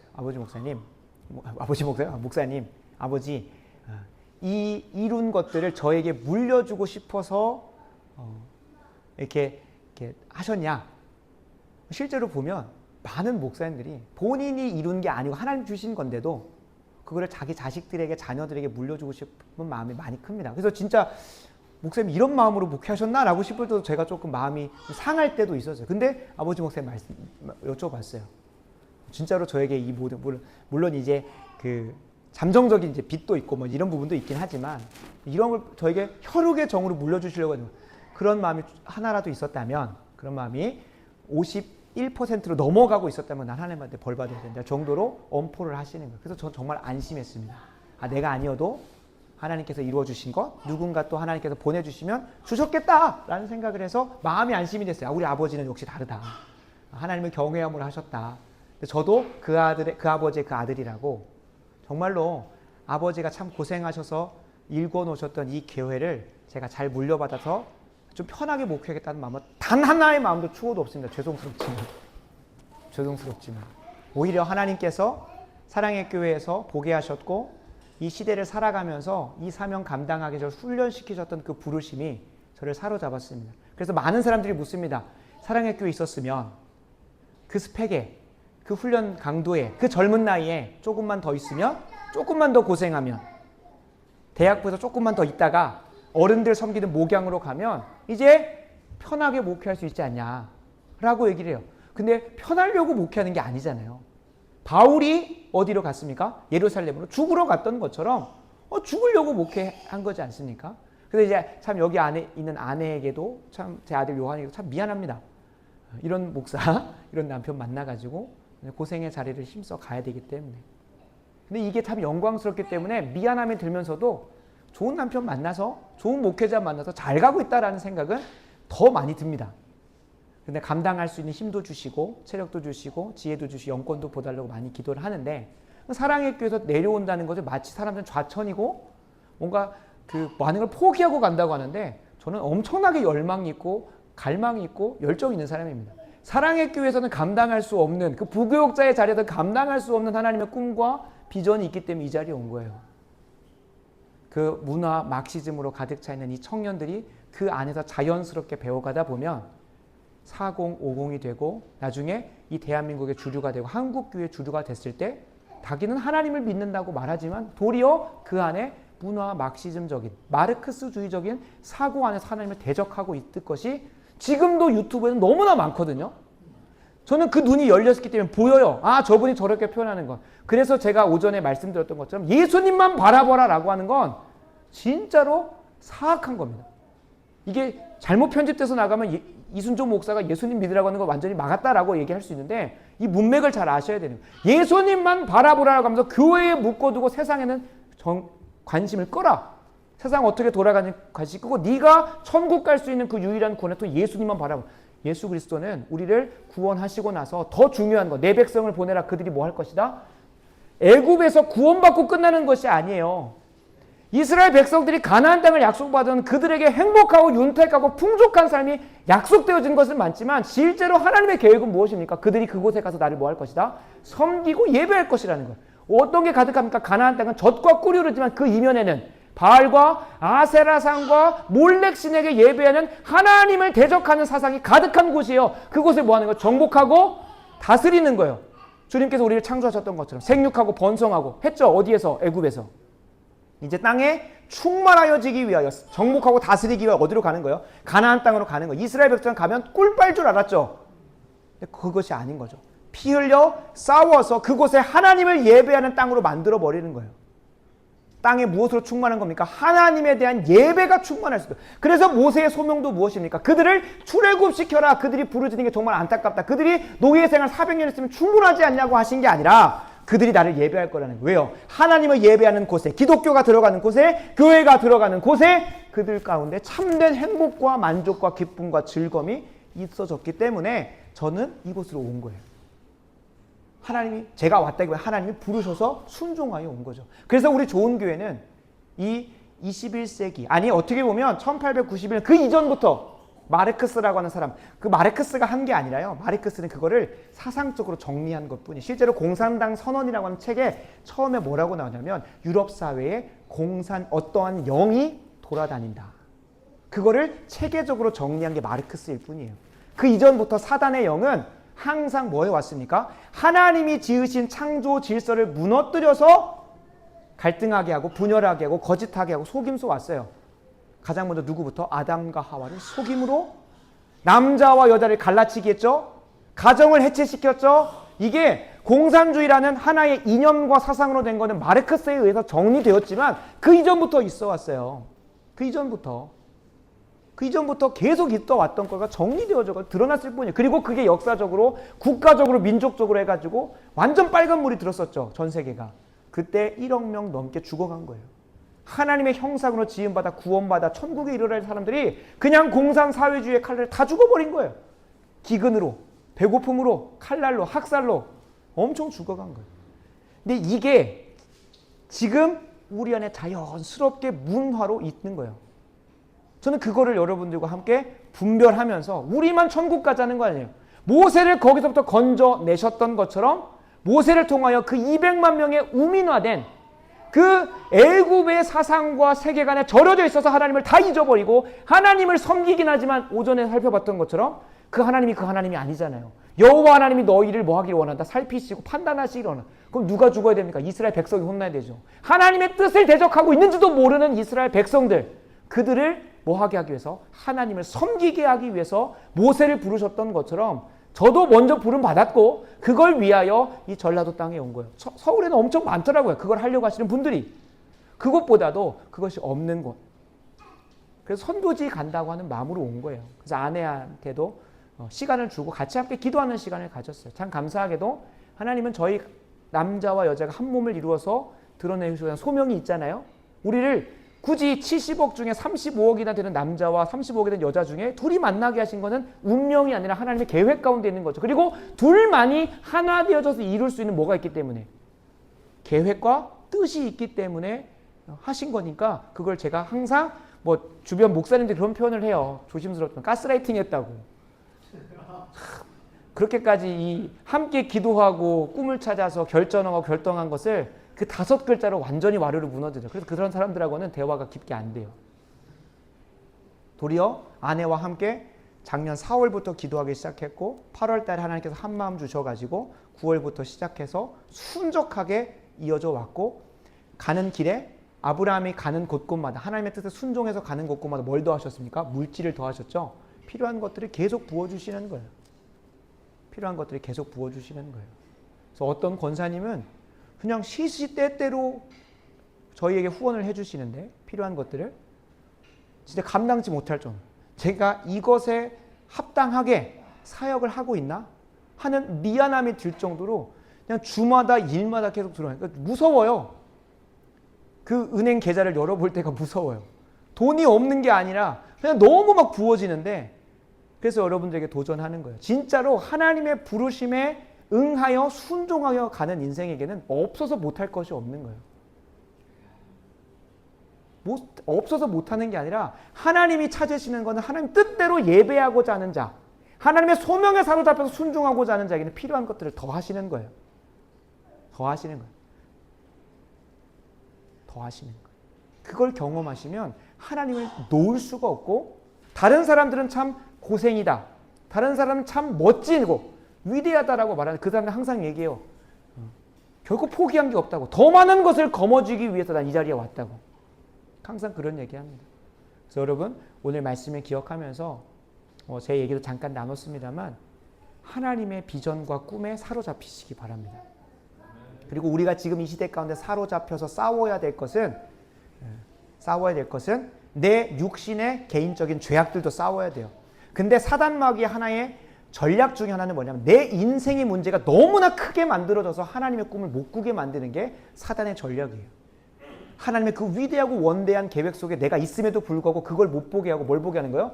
내가 지금 싸우고 있는 이런 자녀 양육의 문제, 이런 내 개인의 죄의 문제, 내 개인의 재정의 문제 계속 함몰되게 하면서 하나님의 꿈을 못 꾸게 하는 거예요.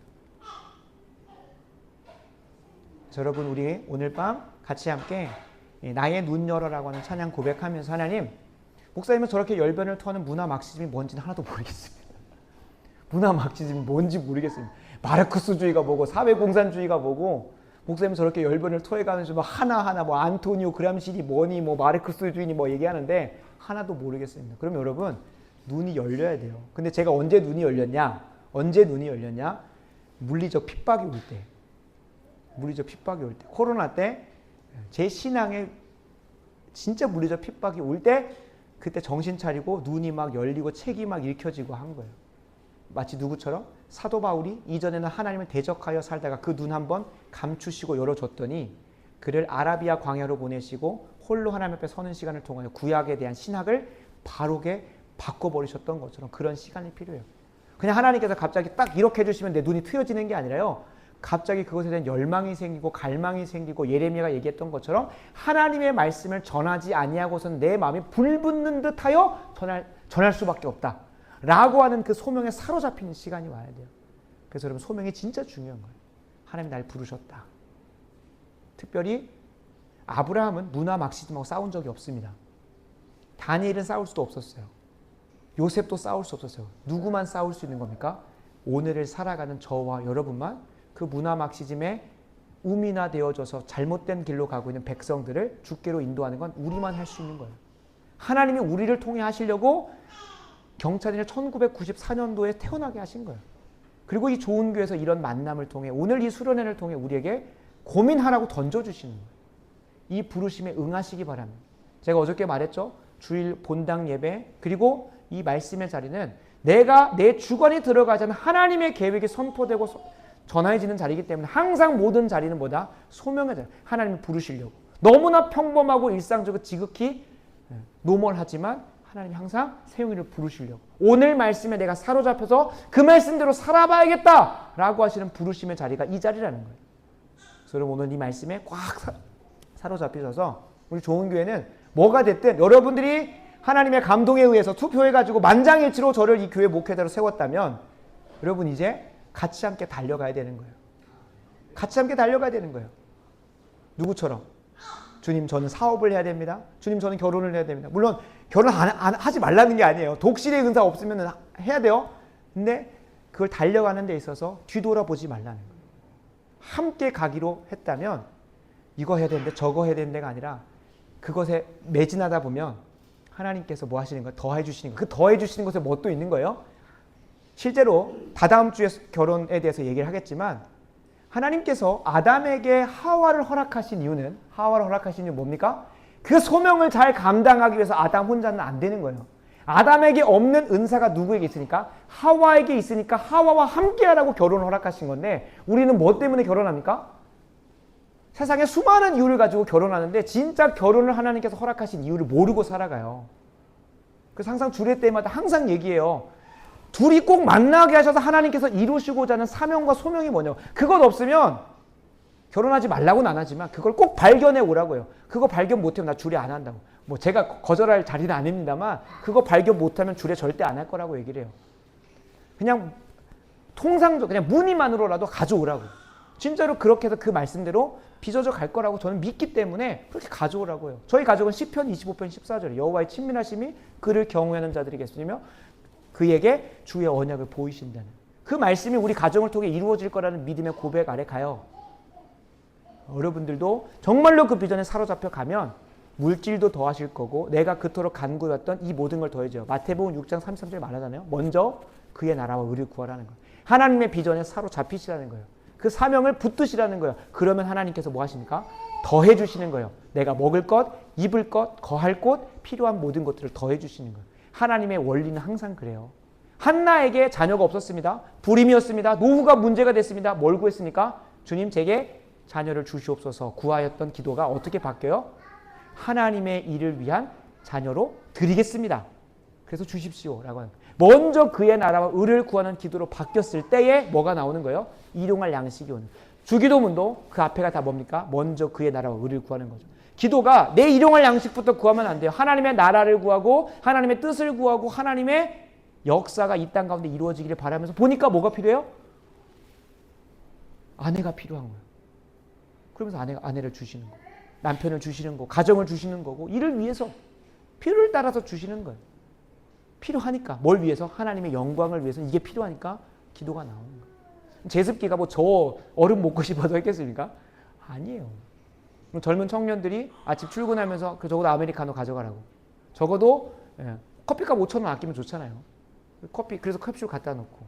필요를 따라서 계속 그렇게 했어요. 나중에 젊은 부부들이 와서 아이 먹일 때 전자레인지 필요하면 전자레인지 달라고.